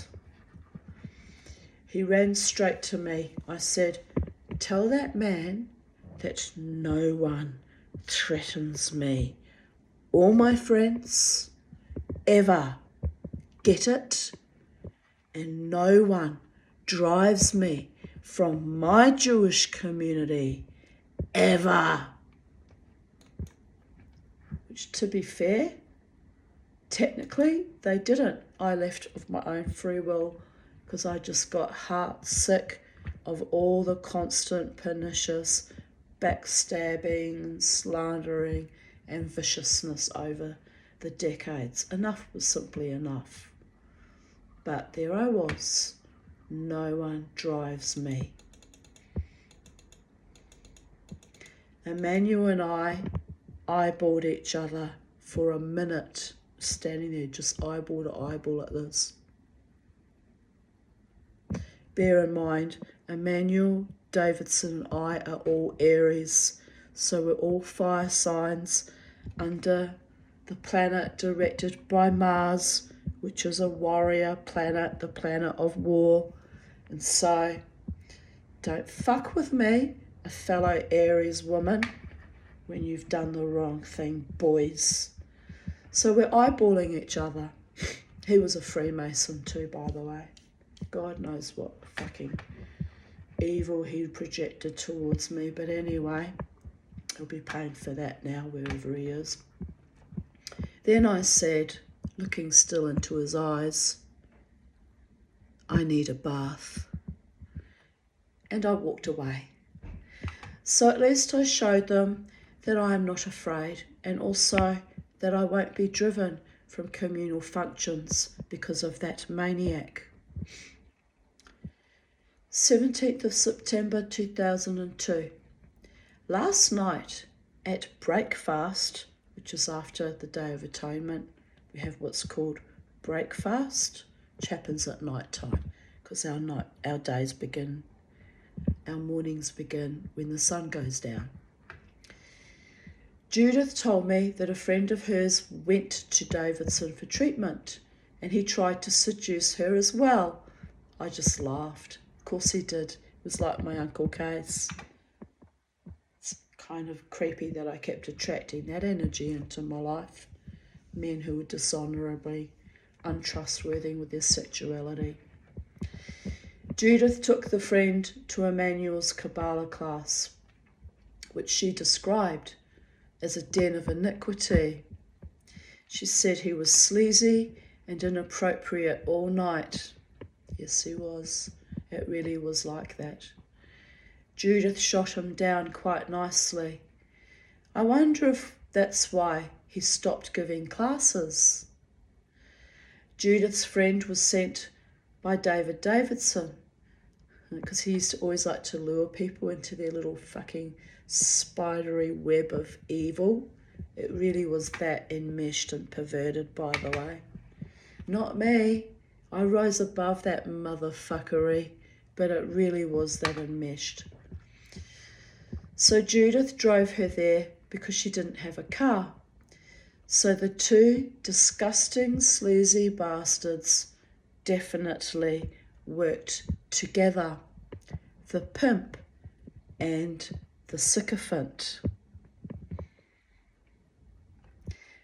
I was feeling the warm and fuzzies during my Yom Kippur prayers. I felt like I should forgive him for my own well-being. Then God answered my prayers after the Ne'ilah prayers after Havdalah in the kitchen with Judith, who was probably telling me the absolute truth in that moment, but she also turned out to be dishonourable towards me, ultimately. So there is that, another reason to walk away from that filthy community. I am glad he is dead, evil, perverted man. His friend colluded with him. They are beyond disgusting. Even though Davidson is dead, he got away with it, as the Health Rights Commission failed to support me, and here was confirmation that he was still predating on women under the guise of treatment several years later, which was enough to get him jailed again, by the way, because my complaint was a precedent. He only needed one more complaint from another woman and he would have been in jail. But no one else in my community has my courage or my balls or my tenacity. Just saying. I'm even being courageous and ballsy and tenacious, speaking out about it in this video, even now. So yeah, they eventually succeeded in driving me from the Brisbane Jewish community, as I was never safe here. C'est la vie. Which is why it's so important to me to find a loving partner and a community that vibes with me, where I'm actually loved and cared for and respected and, by the way, safe. So I certainly didn't have that for the last 36 years in my own community, which is awful beyond words, really awful beyond all words and beyond all worlds and paradigms and echelons and multiverses that happened to me. I didn't deserve any of that, not one scrap of it. Absolutely did not deserve it. And let us not forget the 18 months, 1997 till 1999, of constant threats of violence, rape and mutilation me and my two daughters endured while living at Kaiser Court behind. It's the absolute truth, but I'll redact the name because this is a public video, and they are the kind of low-life scum dogs that would try to sue me for defamation even though it's the truth.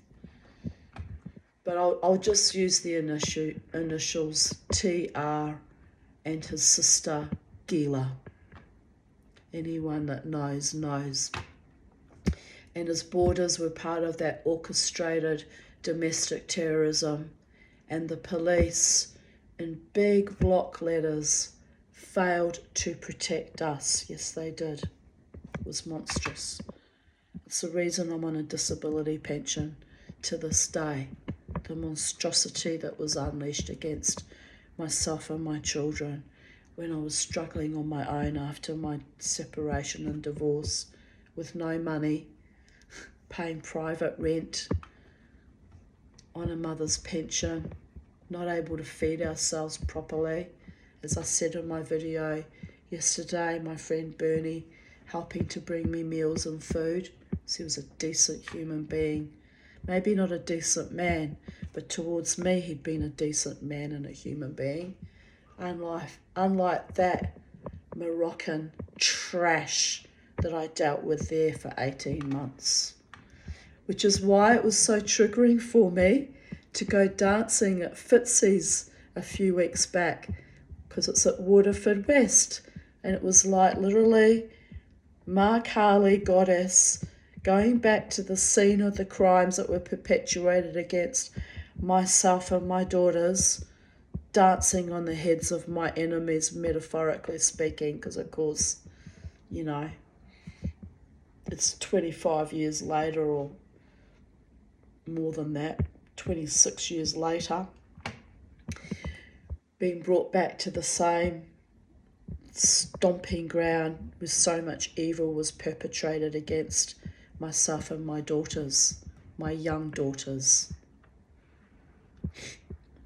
Here I write, I hope they're doing a better job of protecting my daughter this time, which she reported back to me that they did. They were very good. Anyway, threatening to cut off mine. This is a trigger warning, people. Trigger warning. This actually happened to us.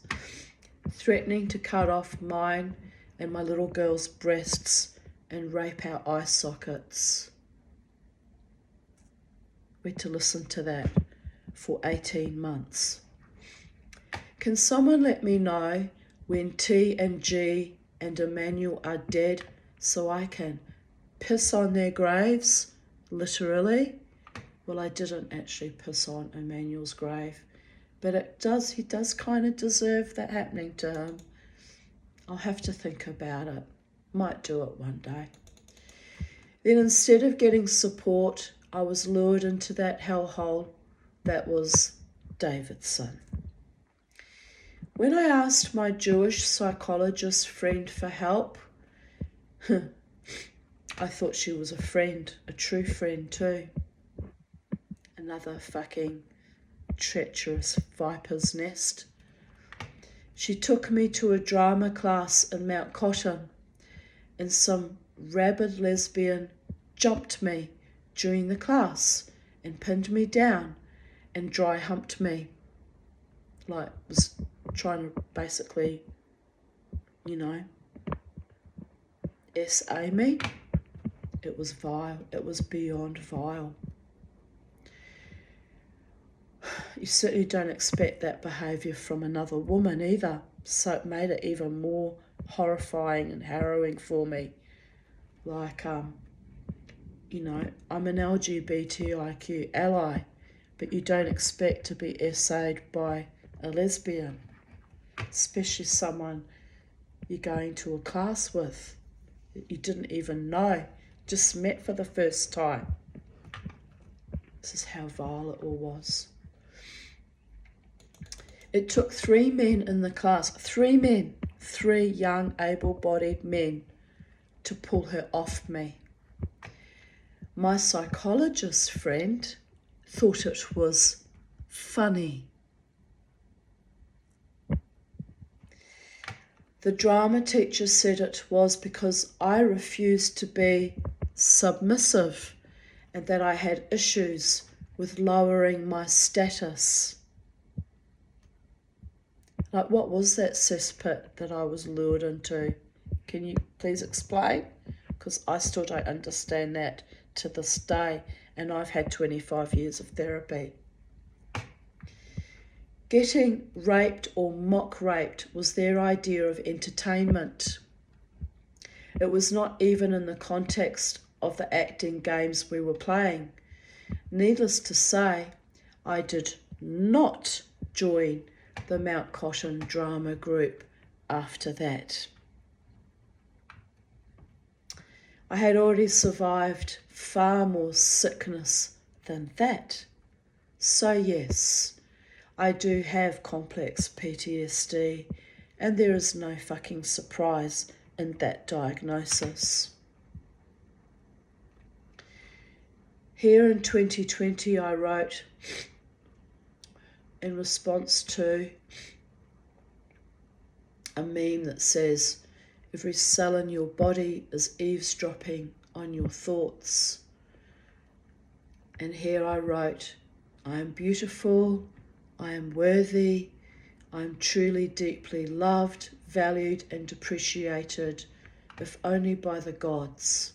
I am successful, I am healthy, I am in a flow state of abundance, I am grateful. And those manifestations, except for maybe the healthy bit, but the rest have kind of come true, depending on how you measure success. But the rest have come true, my darlings. I'm very grateful and very happy about it.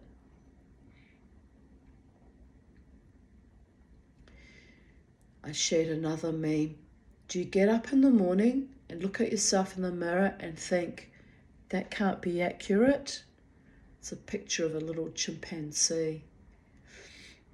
And I wrote, I avoid all mirrors every morning. Ha ha ha, dear goddess. Which means I sometimes go out without brushing my hair and look fairly crazy. Oops. Well, I'm a bit better about not doing that now, but it was a time that I literally did not care. Did not care one iota. Why is this not? Let's go. Oh yeah, here we go. Got chopped in half somehow, I don't know how. 14th of July 2019. Psychedelic dreamer surfs herself back into ordinary reality, picks off the scathing fairy dust, blinks her myopic glamoured vision, breathes. Another day in paradise, sweet Moses. Happy Bastille Day. Vive la Révolution. Winky face. Bear in mind, Australia's, I think, 9 or 10 hours ahead of France, so it won't be Bastille Day there until tomorrow. 19 days post-op, still quite sore. Formidable. That's French for formidable. This little intrepid quasi bitch has another day to get through. Mind over matter, heart over flagging flesh, must sit in the sunshine, gloat over my triumphant return from Valhalla and the shades. 'Tis also my former psychiatrist, Dr. Eastwell's birthday. Happy birthday, old man.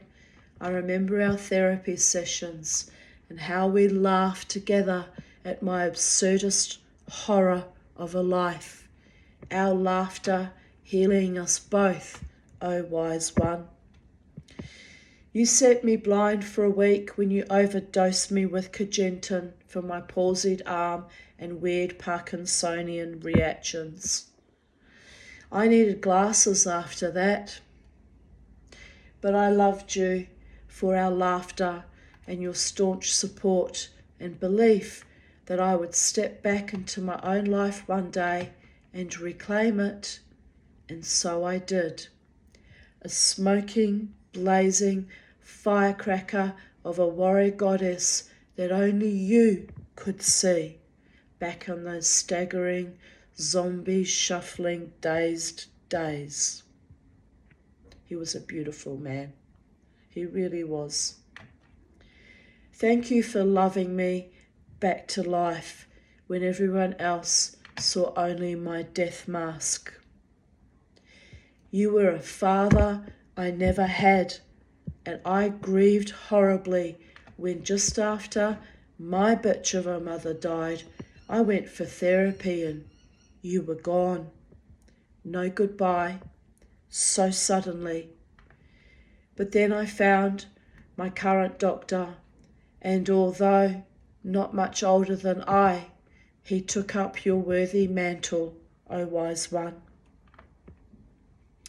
For as much as I have been cursed in this life, the gods always sent me a few earth angels, brave souls that surf my rage and pain and tweak out my joy, my love, and my courage.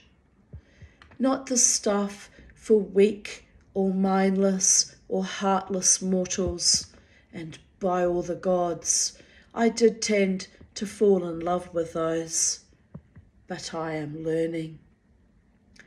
Last year, I cursed those who had spitefully interfered in my love relationship, or whatever that was, laughing my ass off, and I have witnessed these false malicious curs drop like fleas off a newly dosed dog.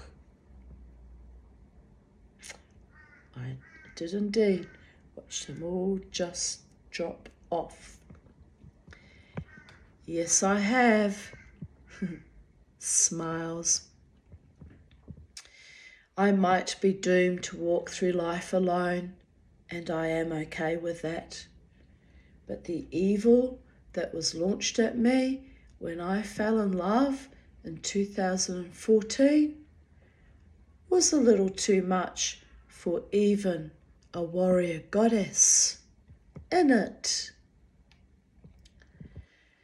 So here we are, plutzing and shivering in the naked morning cold, loving me as that is worthy of the love I poured into empty vessels of superficiality and hate, calling back my spirit from the far corners of the earth and every piece of ground I have walked on, singing my truth and gathering my power. Those false ones shall be feeling very bereft soon, losing their feed, but shake them off like the dogs of winter, as I am sure they will find new food sources. Pity the fools. 2019, Mamati and Beauregard being healed and nurtured by our only mother, Gaia. I lost that lovely Baltic amber anklet that I made. I must buy some more, make another one. It's very grounding wearing that amber on my ankle for some reason. It was very healing and grounding.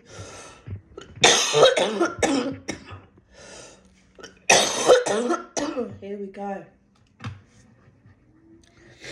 Let's make another mullein tea. I can feel it's driving things, pushing things up and out, but it's not quite there. It's sort of just sitting here, just trapped. But I'll keep working on it. I will keep working on it. I will get that negativity and pustulant, phlegmy toxicity out of me, and I will continuously arise and shine in the glory of the divine. Even on my very weird, witchy Friday nights out dancing.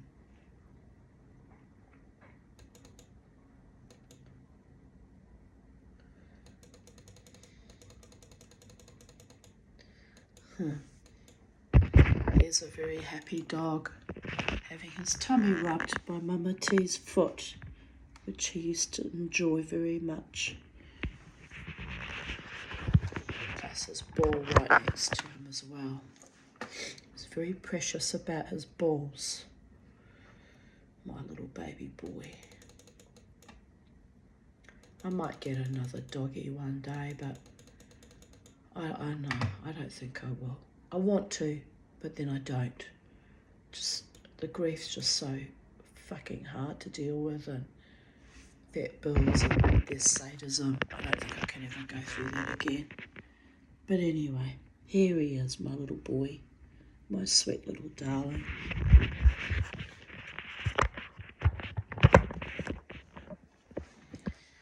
I'll meet you again one day, my darling. You just keep waiting for Mama. I said to you it won't be long, but it might be longer than I anticipated. But he'll wait. He loved his Mama. The Beau and Charlie and I went for a walk to the dog park. There were several dogs, so I kept walking by, but he sniffed them through the fence and wagged his tail and then looked at me and asked if we could go in. So I don't trust him, so I said, "No, Bobo, you are mean to other dogs." So we ambled further along, and again he turned back to the gate and let me know he wanted in. So I took him into the park and for a long while kept him on his leash, and he played with all the other dogs and was really happy and chilled. Pardon me. So I let him off leash for a while. All went well until a young dog arrived.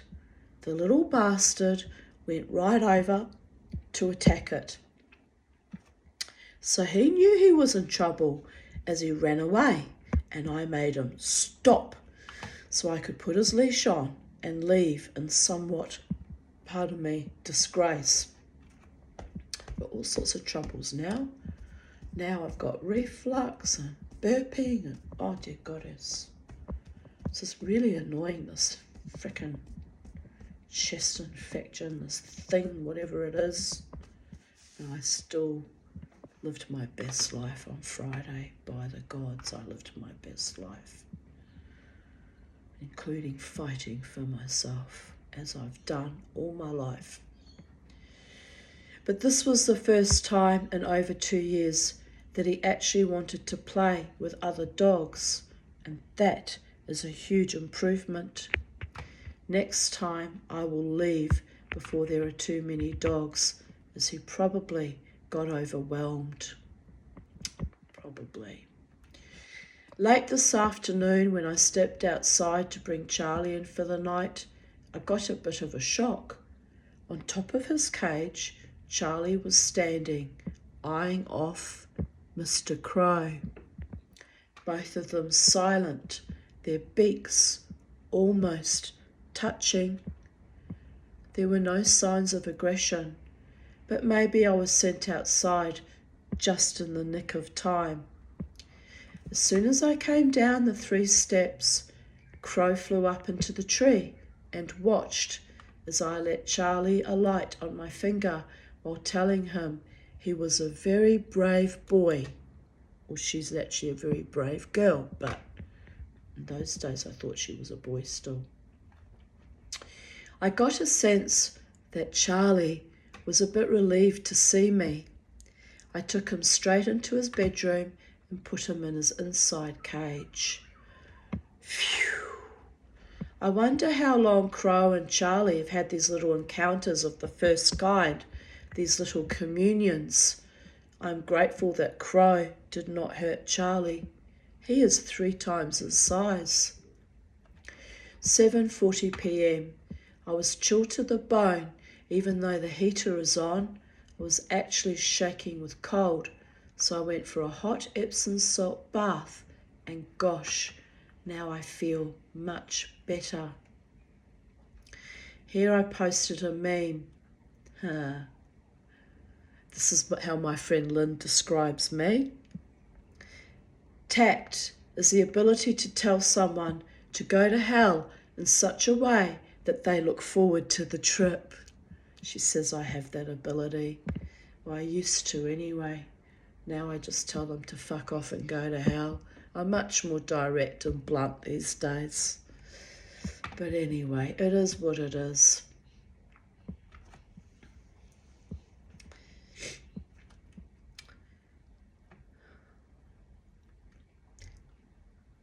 2019, I posted a memory from 2014, 14th of July, 5:37 a.m. Not sleeping and pondering my lack to find genuine love, then went on Power Talk and someone played K.D. Lang's version of Leonard Cohen's Hallelujah, which is my favourite version. My heart is full. Best song ever, with layers of meaning for me. I'm probably a stalker and it will probably piss the wig off, but I texted him a link to this song, My Final Goodbye. A bit like Kiss Off by Violent Femmes, only sweeter, laughing out loud. And then I wrote in 2019, in response to the memory, ha ha ha, 26 verses of goodbye, laughing out loud.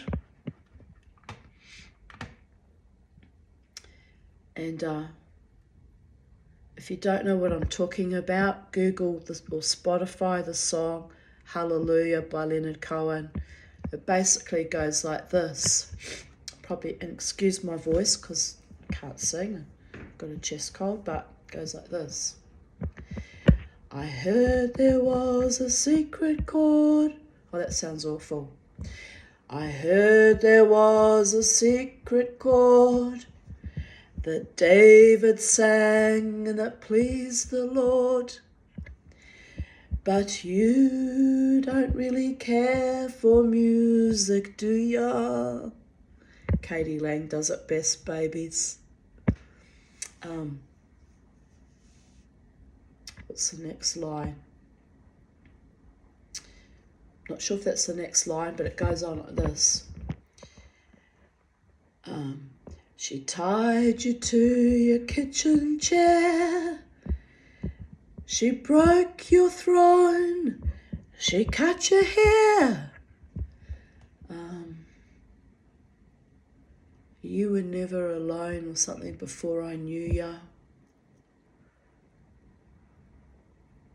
Anyway, 26 verses of goodbye, fuck off, never darken my doorstep again, never come near me again, and yet he still haunts me in December, Christmas time. Go figure.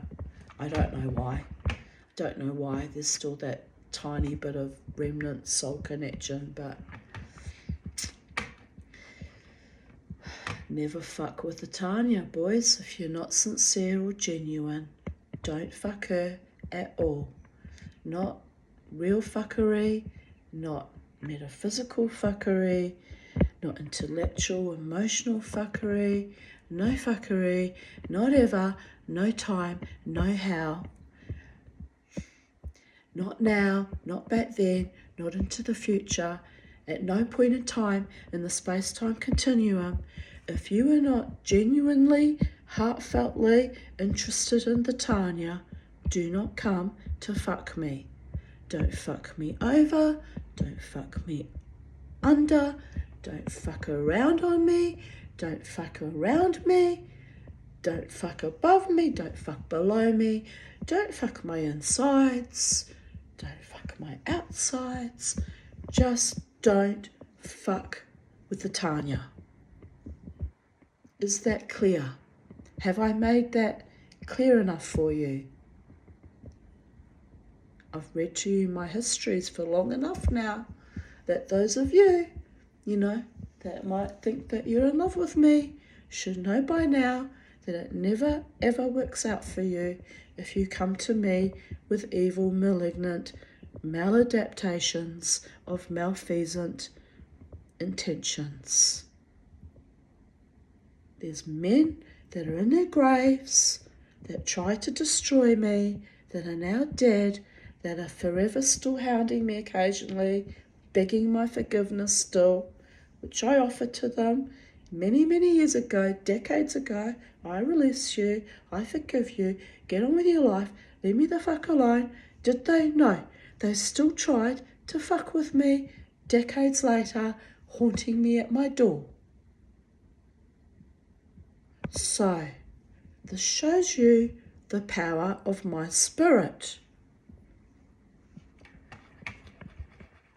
My friend Jackie sent me again a releasing mantra to release. I don't need to release them. They were released back then when I read to you how disgusting they were attacking my friend. They were released decades ago. Trust me, they were released. They don't need to hang around my energy. They're not welcome. They serve no purpose. And they're not needed. I live my own life now, by my own terms, good, bad or indifferent, even though I might be doomed to continuously be denied true loving partnerships or heartfelt, generous, kind, sweet men that have my back, front and sides. If that's my fate, that's my fate. But it's not because I'm holding on to malignant, evil, demonic, imp-written men from the past. Jewish, non-Jewish, makes no difference. The song I sent to the last Dave, he wasn't a Jew. He was, what was he? Nothing and no one. Don't think he had any faith in anything. He was just an empty, hollowed out, drug-fucked, useless, nasty little man who formed too much of an attachment to me, and to be fair, I to him, so we still had this psychic link, which means he can still find me at crossroads at Christmas. Ah, bye motherfucker. Bye-bye motherfucker. And remember, wherever you be, where you gonna find a woman like this? Ever, ever, ever, ever. Not that I would ever want him back anyway, after all the savagery and the viciousness. I need someone clean and clear, devoted to me, with eyes only for me, genuinely in love with me, who chooses me to be his lover and companion and partner and soulmate. No intention of marrying again, but if it worked out well for quite a long period, because I'd have to build trust, build a loving partnership with this person. Don't know who it is, don't get me wrong. I'm not setting limits on anyone, but whoever this man is, I might even consider getting married again one day, but it's not really part of my plan. I didn't enjoy being married, being controlled and manipulated and trashed at every turn. To my mother, my sisters, my sister, my friends, my Jewish community in Wellington back in those days, and here too. Bad-mouthing me to my father, bad-mouthing me to my friends. If that's marriage, you know where you can shove it. It took me a long time to walk away from that marriage because we had young children and I didn't want them to have the awful life that they ended up having anyway because of the Rosilio babies. But anyway, it is what it is. Yes, I've said that name out loud and I curse them. I curse them for all eternity for what they put my children through especially. There was no need to damage my children. You got a thing against me for whatever reason, fine. But you didn't need to bring my children into that mix. You evil, dirty, filthy bastards. And Jackie, if I get a message from you telling me to forgive and to stop swearing to the spirits, to stop cursing people, then you can just defriend and unfriend me and block me. As I stand in my own authority and my own integrity before all the gods, including the Holy One in all manifestations. And I have still to this day nothing to be ashamed of in adhering to my truth and my reality. Asking me if I tell my psychiatrist everything. Of course I do, he's my psychiatrist.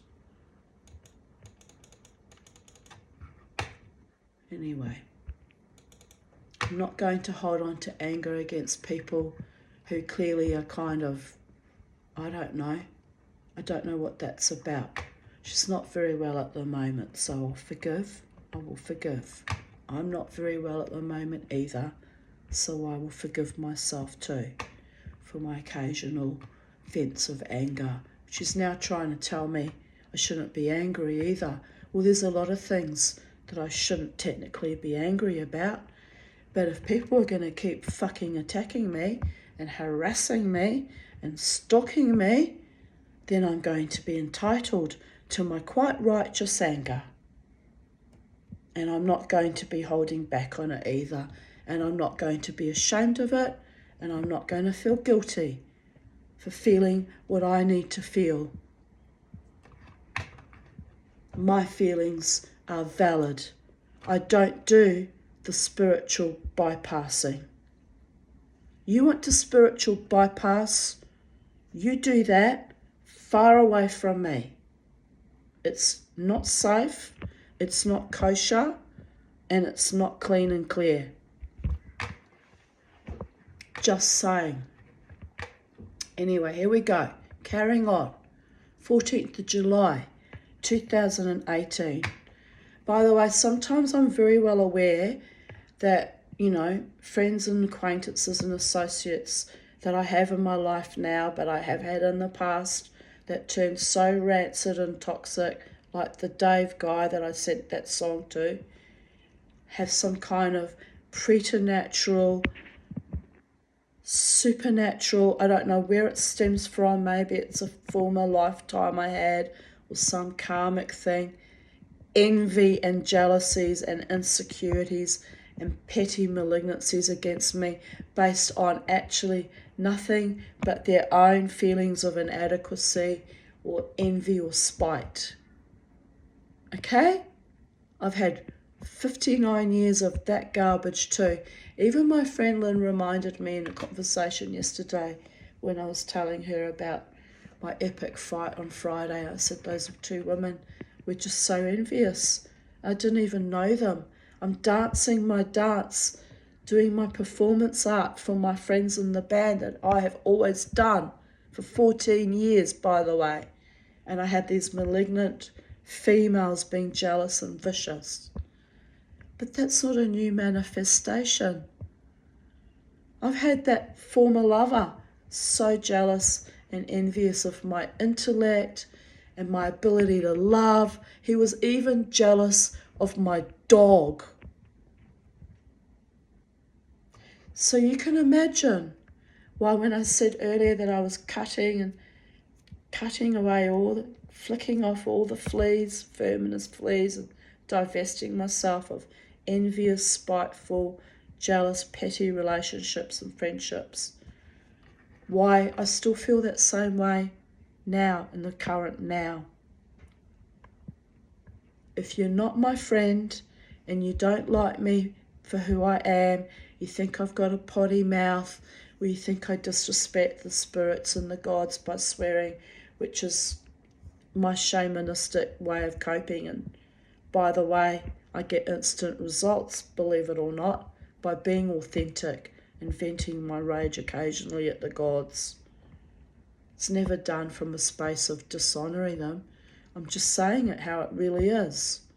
And my angels, my spirit people understand that. They accept me as I am now, formed the way I am, out of the Phoenixian fires of abject horror and pain over and over and over again. So, I don't make apologies for my connection to my people and how my spirit people, and how we communicate. What works for me would never work for you, because you don't have the courage of your convictions, or the faith, or the trust, or the ability to subsume your own fucking near death over and over again, like I just did in the last 36 hours, by the way. So, if that bothers you, or you're envious, or you're threatened by my choosing life over and again, and by my having love in my life, even though it's platonic, if that frightens you, then I can't do anything for you. That's your stuff, and you need to see your therapist and stay out of my head space and my heart space, and most importantly of all, my psychic space, because I've trusted you as a dear friend for decades. Mama T, aka the Tanya, has spoken.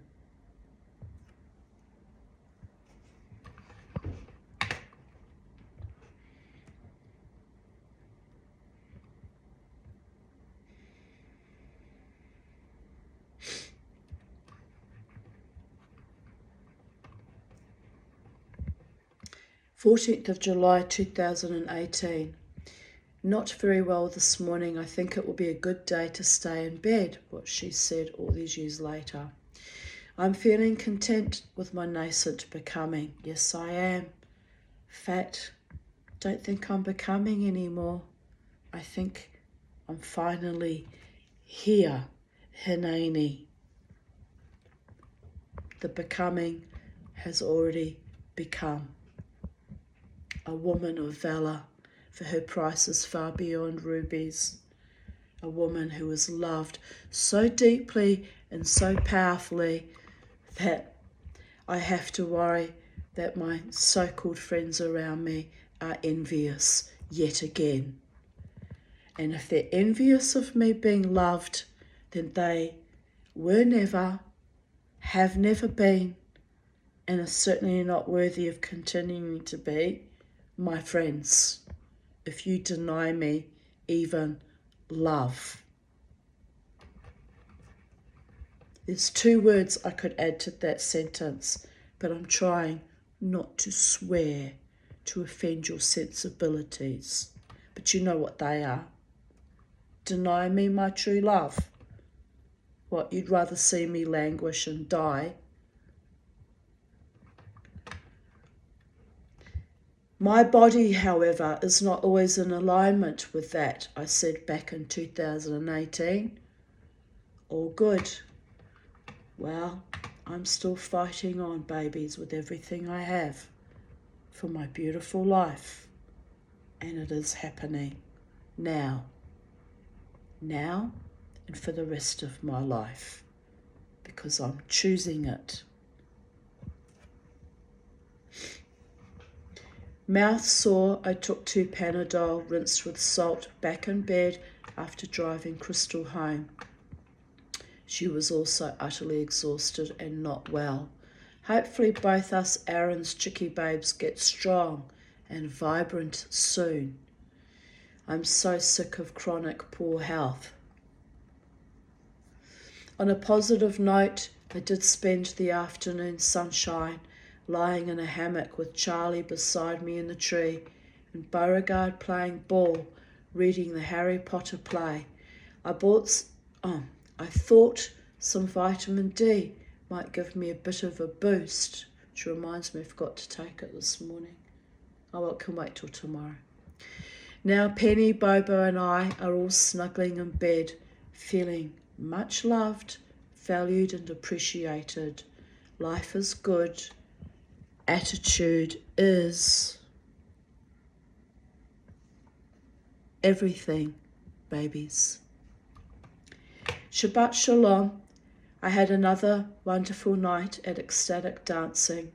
Find your vibe, find your tribe.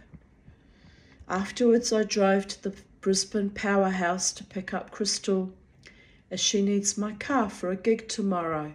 Oops, today. Time to schluff. That means sleep.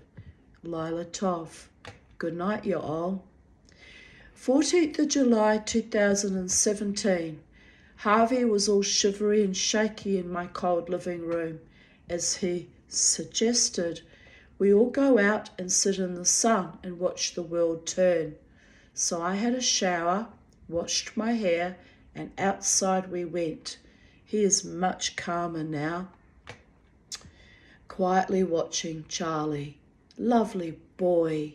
It is spectacularly beautiful out here. As I write, I'm being silently buzzed by a native bee. It must like my signature scent of volupte, laughing my ass off. Dog sitting my mate Harvey. He is very anxious, so we are cuddling on the couch this morning.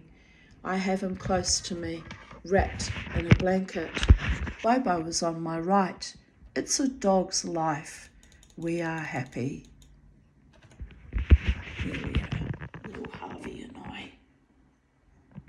My little boy.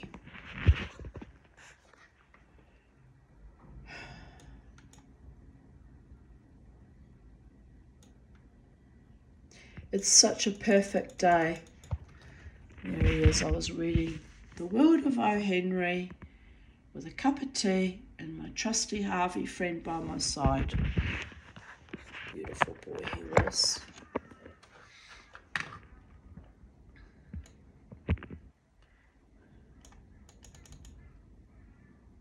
Then I posted a photo of Beauregard. There's a little bit in the shadow. You can't really quite make out his features, but yes, it was a lovely day. I've had some wonderful days. As much as I've lived through a great deal of ghastly fucking epic horror, I've had some wonderful days too. And I'm looking forward to many more wonderful days for my beautiful, beautiful, blessed by the gods life. L'chaim. 14th of July 2016. I woke up just in time to see 4:11 a.m. on my clock. More 11s. I made a cup of tea, the kettle boiled for eternity. Gobbled down 4 biscuits. Naughty. Tried to convince Bobo to pee outside. No luck. Then hobbled my old painful sciatic assets back to bed. Agony. I'm turning into my mother, in brackets, ghastly, who regularly arose by 4 a.m. to stomp loudly around the kitchen, then would read for hours. I don't have her energy to be up all morning reading though, but I'm not quite as old as her yet. I never expected to be this old. Another 30 years of grinding poverty or agony. It seems untenable, but a lot can change in 30 years, even 30 days. Still in 2016. Today I was blessed with the first egg from my hens in almost a year. Little Frida's tiny egg, but I put it on the table outside while I went to fetch grain. My crow, that should read Mr. Crow, has smashed it. The Lord giveth and the Lord taketh away, but that is the circle of life and death, feast or famine. It should say famine in sacred space. Oh God, now that the sun's gone and night is descending, the night chill, my chest is really acting up. But there's my little Frida egg all smashed by Mr. Crow. Naughty bird. Didn't even eat it. Like, why would you do that? You'd think he would eat it. I wouldn't have been so annoyed if he ate it, but crow logic.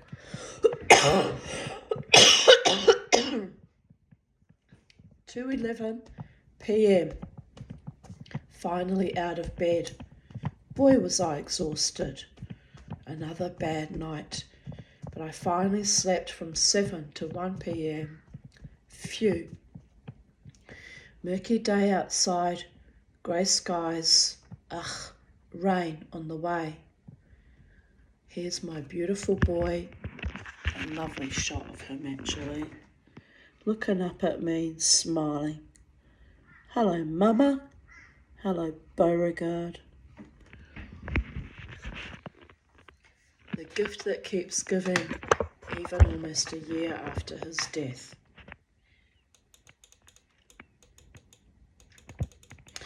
This afternoon, my morning, I feel a bit mood disordered, not sure whether to run amok or crawl back into bed, or to cry or fly in the face of the gods. I need to go to the chemist, but can't be bothered. I hate that sensation of wanting to run, but being held back, so I'll wait for it to pass. Then do what I gotta do. At least I had a decent rest today, but I must be still feeling very raw from lack of sleep over the past few weeks. Today has been a strange day for me emotionally.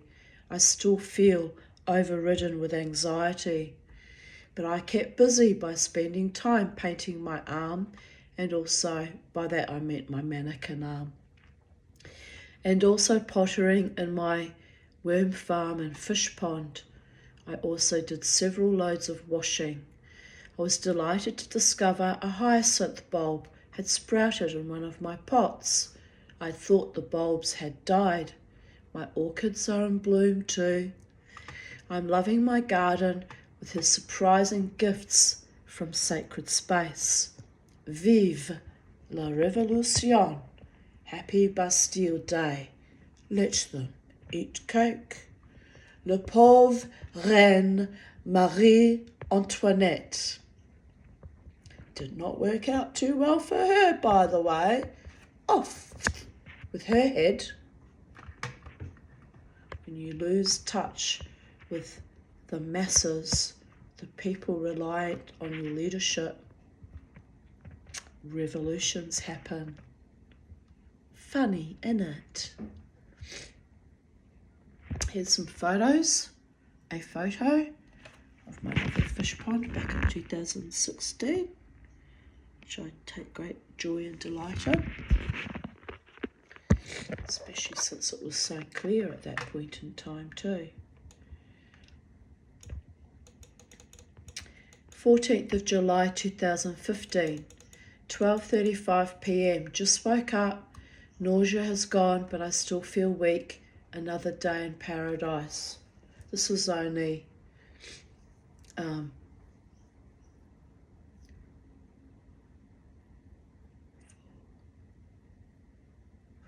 about 5-6 weeks before my suicide attempt. Paradise was code for German soldiers being sent to the Russian front to fight on the front lines. One of my mother's boyfriends actually wrote that in a postcard to her, as in, next week we're going to paradise. It was guaranteed death. It was, here I write, it usually meant guaranteed death as it was the winter that the Russians were winning and the German the German infantry were sent with minimal warm clothing. Most froze to death. War is hell. Just my lungs right now. Hellish. Varying degrees of hell. Hell, hell, hell, hell, hell. But we shall overcome, as I always do, because I'm more powerful than most people give me credit for. And I know I will get better. I will get better. And then the rising and the shining will happen. And you know the old saying. I have been at war with my own abusers all my life. I often sought the mystical side of paradise. It eludes me still, but a few hours south of Surfers Paradise, there is still my Zen zone, Byron Bay. As soon as those fraudulent fuckers, Select and Coles Express, give back my $300, I'll be going down to Byron to pick up a belt I had on lay-by and breathe by the sea, which I'm planning tomorrow to meet my friend Jared, and we'll maybe go somewhere by the sea tomorrow. It'll be good for my lungs to breathe salt air. So off we will go. Would have gone today with him, but he'd made other plans, so there was that. But tomorrow's fine. Just another day in the space-time continuum. Given the state I'm in, I won't be able to walk as vigorously as he does for long distances. But we can sit, hopefully he will indulge me in sitting by the beach and breathing the salt air, and that will do me the power of good. At Lynn, down the rabbit hole we go, curious and curiouser. Here is a photo of my girl as the Queen of Hearts. This was when she was over in England, I believe, or Ireland. I think in 2015 she was still in Ireland.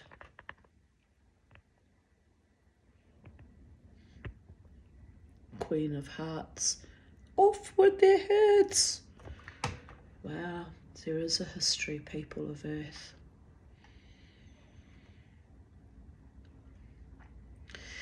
My iPhone has been blocked by Optus for the second time in 3 days. Someone really wants me silenced.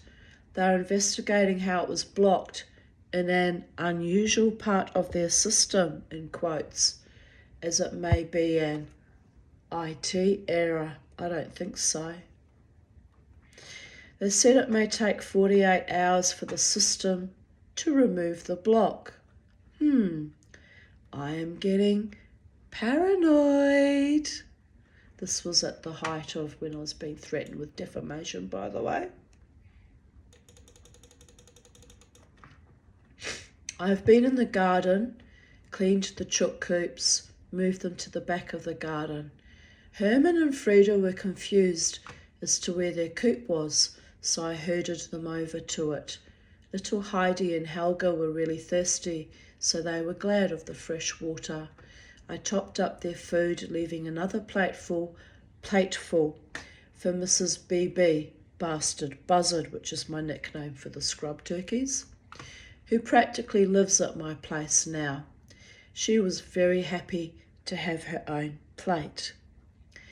I finished off stapling the old coop back together, and I hacksawed their perch. I broke 4 hacksaw blades. I need to find out what I'm doing wrong that they break so easily. Then I realised I cut the perch too short, so basically wedged it into a holder thingy. Grrr. Never perfect, but it is still useful. I filled up the front fish pond. Then it started to get rather cold, so I had to come back inside. Tonight I cooked up a massive stir fry with the vegetables that Lynn brought me from the food bank. It tasted delicious. I had 2 huge bowls, then froze the rest down for later. I still have plenty of veggies to cook up. Happy little Vegemite. I'm getting quite hungry now, actually. I need to go and get food when I finish this. I have also finally had a lovely hot shower, shaved my legs and moisturised. I feel clean, smooth and soft. It has been so cold, but I really needed to wash my hair. It felt lovely just standing under the hot shower. I am so grateful that I can still, albeit barely, afford hot water. It's a shame Abbott is such a moron. Everyone should have solar heating. It would have made my life so much easier if housing installed it in all our homes, indeed. It's moronic to expect the poorest members of society to pay whacking great electricity and gas bills. Blech. When the revolution comes. No one's got the fucking grit or integrity or courage or any moral fibre to create a revolution, especially since this cowardice it is. The most abject, putrid, bloody cowardice. What can I do? I have to live amongst a society now of people You beautiful young women that come, it's not my fault I've got beautiful hair. There's an excuse for whipping me in my back constantly with it. The fucking freak. Anyway. It better come soon. This country is going backwards. I said all along that man was a slimy reptilian fascist. The night I found out he'd been elected, I had a purple fit. I knew it was going to be bad for us all. I was riding in a taxi with a New Zealand petty officer off a naval ship.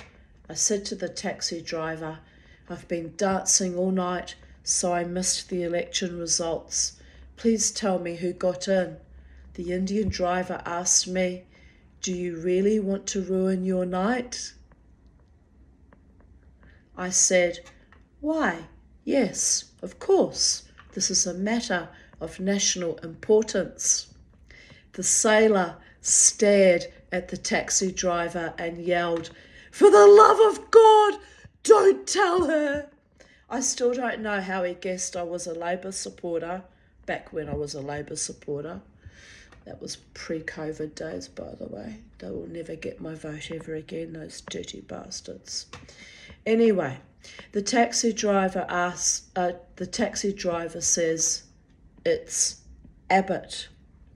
I swore in several different languages.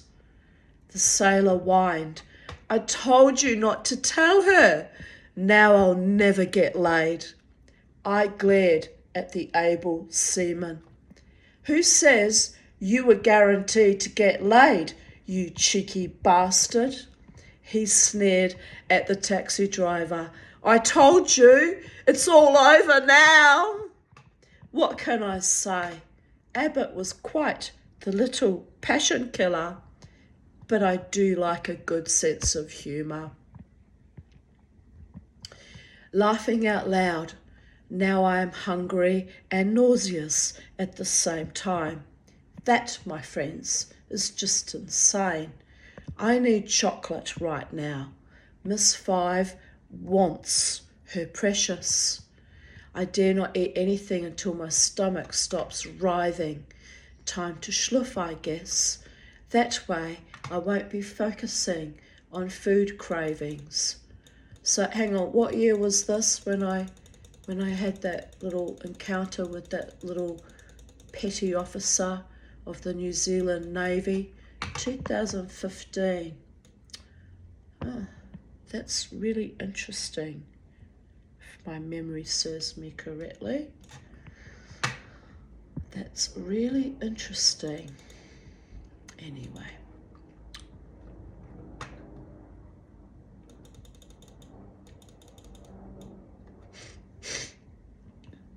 14th of July 2014. I shared that quote about Katie Lang and that I'm a stalker and it'll piss the wig off.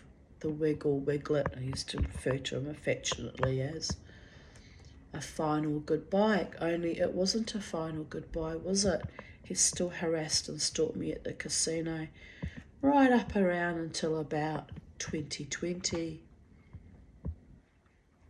when I finally had a gutful, when he shoved that creature in my face. That was a bridge too far, boys. Anyway, here we have it. I had the urge to purge, so I scrubbed reticent giant wig head fucker. It's never wise to mind fuck me, people of Earth. I've said it before and I'll say it again. Fuck my mind, you will be gone from my sphere of influence for eternity. Off my list of potentials. Heart aches, but nothing like moving on, even if it means giving up on someone I thought was genuine. Freedom, darlings. P.S. Better option than licking electric fencing. 4:01 p.m. Just woke up, exhausted. Now the day stretches ahead. Lots of washing to do. 14th of July 2013. Happy Bastille Day. Vive la Revolution. Now you understand why freedom is one of my highest values. I've sacrificed a lot to have my freedom. Bad marriages, even the safety of my children, not willingly of course, because I thought by leaving that we would have a far better life and safety and true love, by the way. But those weren't the cards that were given us. But I kept forging ahead for our freedom, myself and my daughters. And that's why my psychiatrist lovingly refers to me as the incarnation of Boadicea, or rather the reincarnation of Boadicea. And he might be right about that. I don't know. I've got a lot of her attributes, and it is what it is. But I actually prize freedom even over and above my long vaunted and long desired true love. So it is what it is. It's why I've been alone for 29 years. 29 and a half years. Let's stick to the facts, people of Earth. 14th of July 2012. It's 2:07 a.m.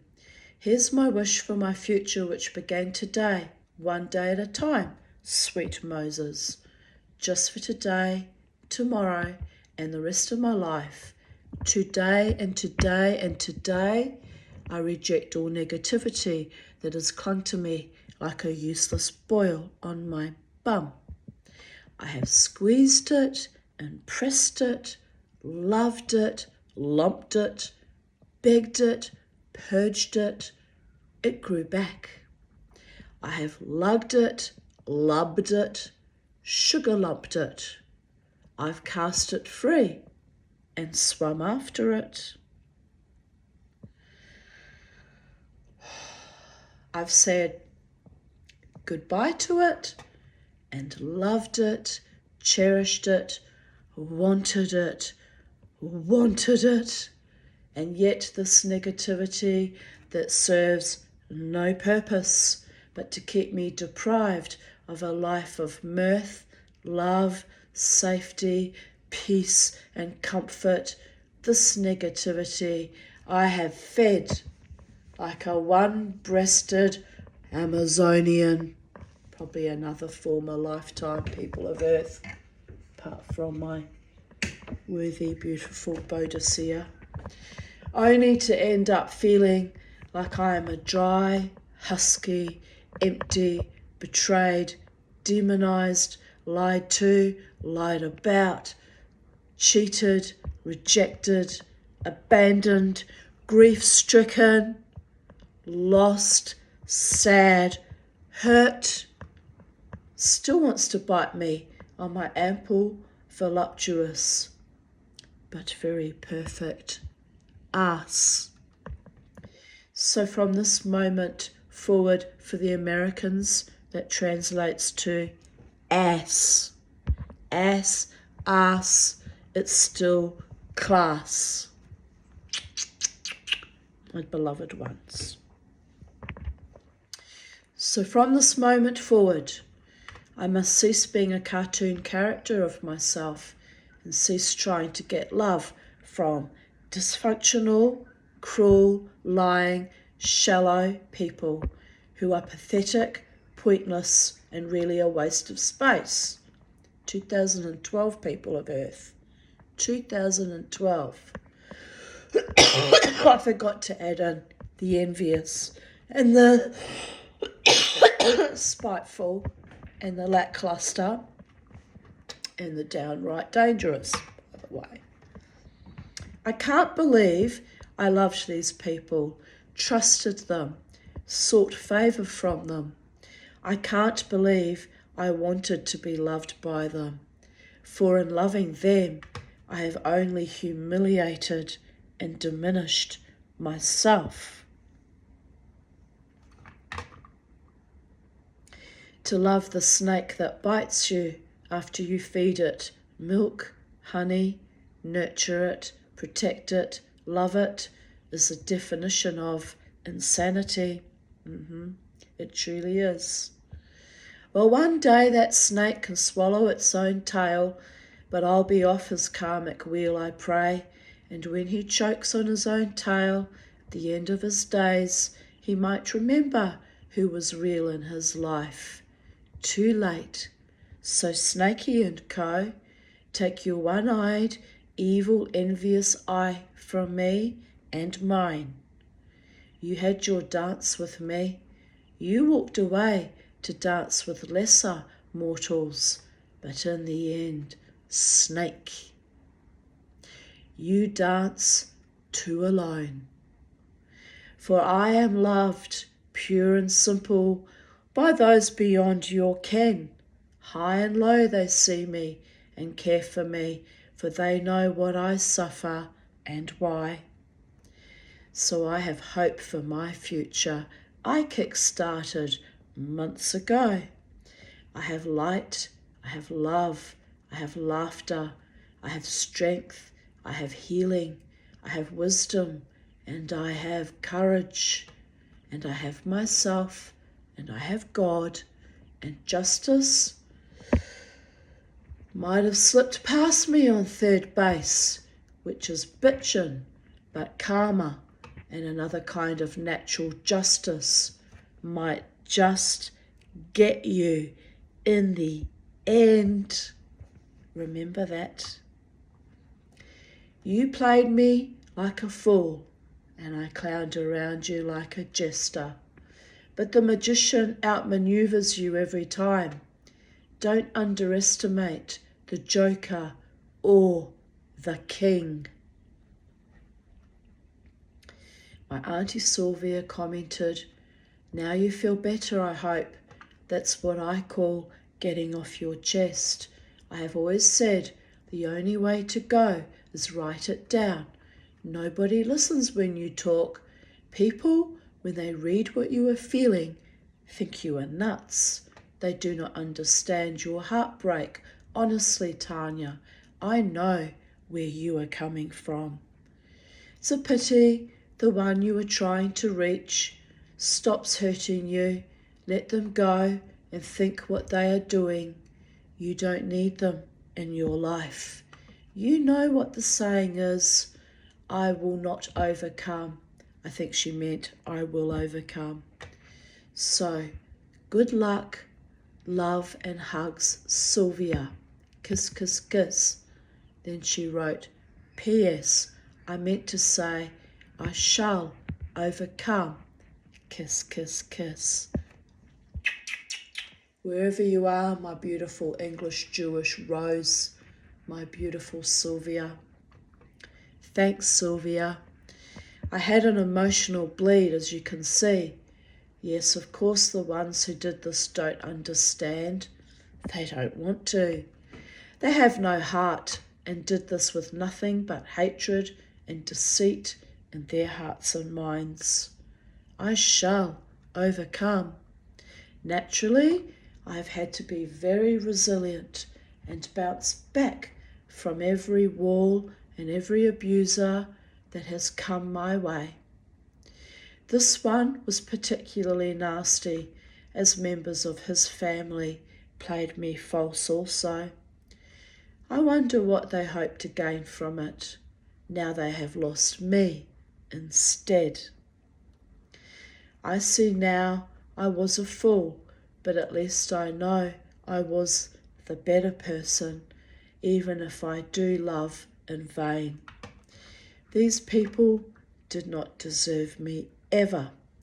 While it hurts me greatly for now, I will get past it, but they will have their karma.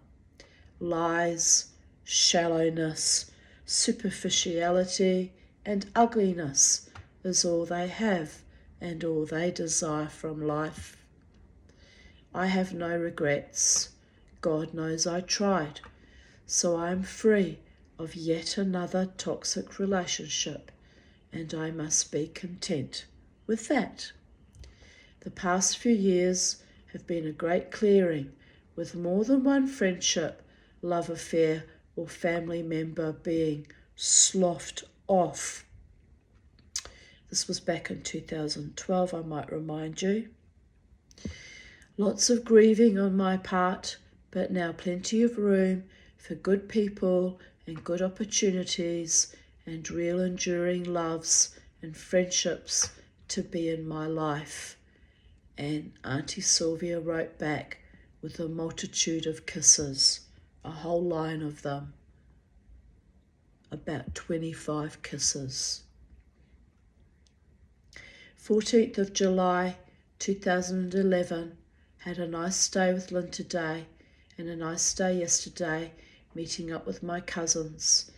Now I'm rather tired, but I've had 2 lovely days, and Jasmine visited tonight too, so that was a nice exchange too. Haven't seen her since 2015, mind you. 14th of July 2010. It's an ache that won't quite go away, but this time it wasn't a painful ache, it was just kind of a stirring right across my chest. Even that pain has eased with time. 14th of July 2010. I managed to stay up till 3:15 a.m. last night and moved some stuff into Crystal's old room. It's amazing how I do it, laughing out loud. Today I felt really tired and drained though. So tomorrow I plan on making my pallet compost bin, finishing off the pallet garden, and maybe schluffing a lot to make up for less sleep last night. Lol. 14th of July 2009. Today I've almost become a domestic goddess. Did the groceries, spent way too much on way too little, but got some yummies. And wait for it, this is huge. I finally cleaned my bath. Unbelievable, but true. My former boyfriend's sister wrote, "Wanna do mine? We have house inspection Thursday." She lived far away, or I might have even gone to help her actually. Because to be fair, you know, her brother did help me a lot with my car. Wouldn't have hurt for me to actually go and help her, but she lived way up in the Sunshine Coast, so it wasn't tenable. Anyway, here I write, lol, I'm on a roll. Tonight, oh my God, this is breathlessly amazing. I cleaned my loo as well, as I thought Jasmine, my youngest, was coming over. And she is so picky. If the bathroom isn't schmick, I get yelled at, lol. Lucky she won't add me on Facebook, so she can't see her hold over me, lol. I like to let her think that I do not submit and do what I want, whatever, but she is scary. Good luck with the inspection tomorrow. I really hate those, but Housing Commission only inspects once or twice a year, so it's not so bad. Give my love to your mum and everyone. I see Courtney tomorrow. He's doing well. What year was that? Oh yeah, the year before we broke up. Well, anyway, there you go. Thus concludes today's readings of Even Date, and it's been nearly 3 hours again, by the gods. Anyway, it's been an interesting preamble or amble or dance or waltz or jitterbug, shuffling off the ghosts of the past, shaking myself free, letting the wildness and La Mistral blow through my hair and enjoying my life. And now the sun is setting and I need to get some food ASAP, because I'm very, very hungry. So wherever you are in the space-time continuum, vive la révolution and happy Bastille Day. Bye for now. from my sacred space at Titania's realm to yours. Blessed be.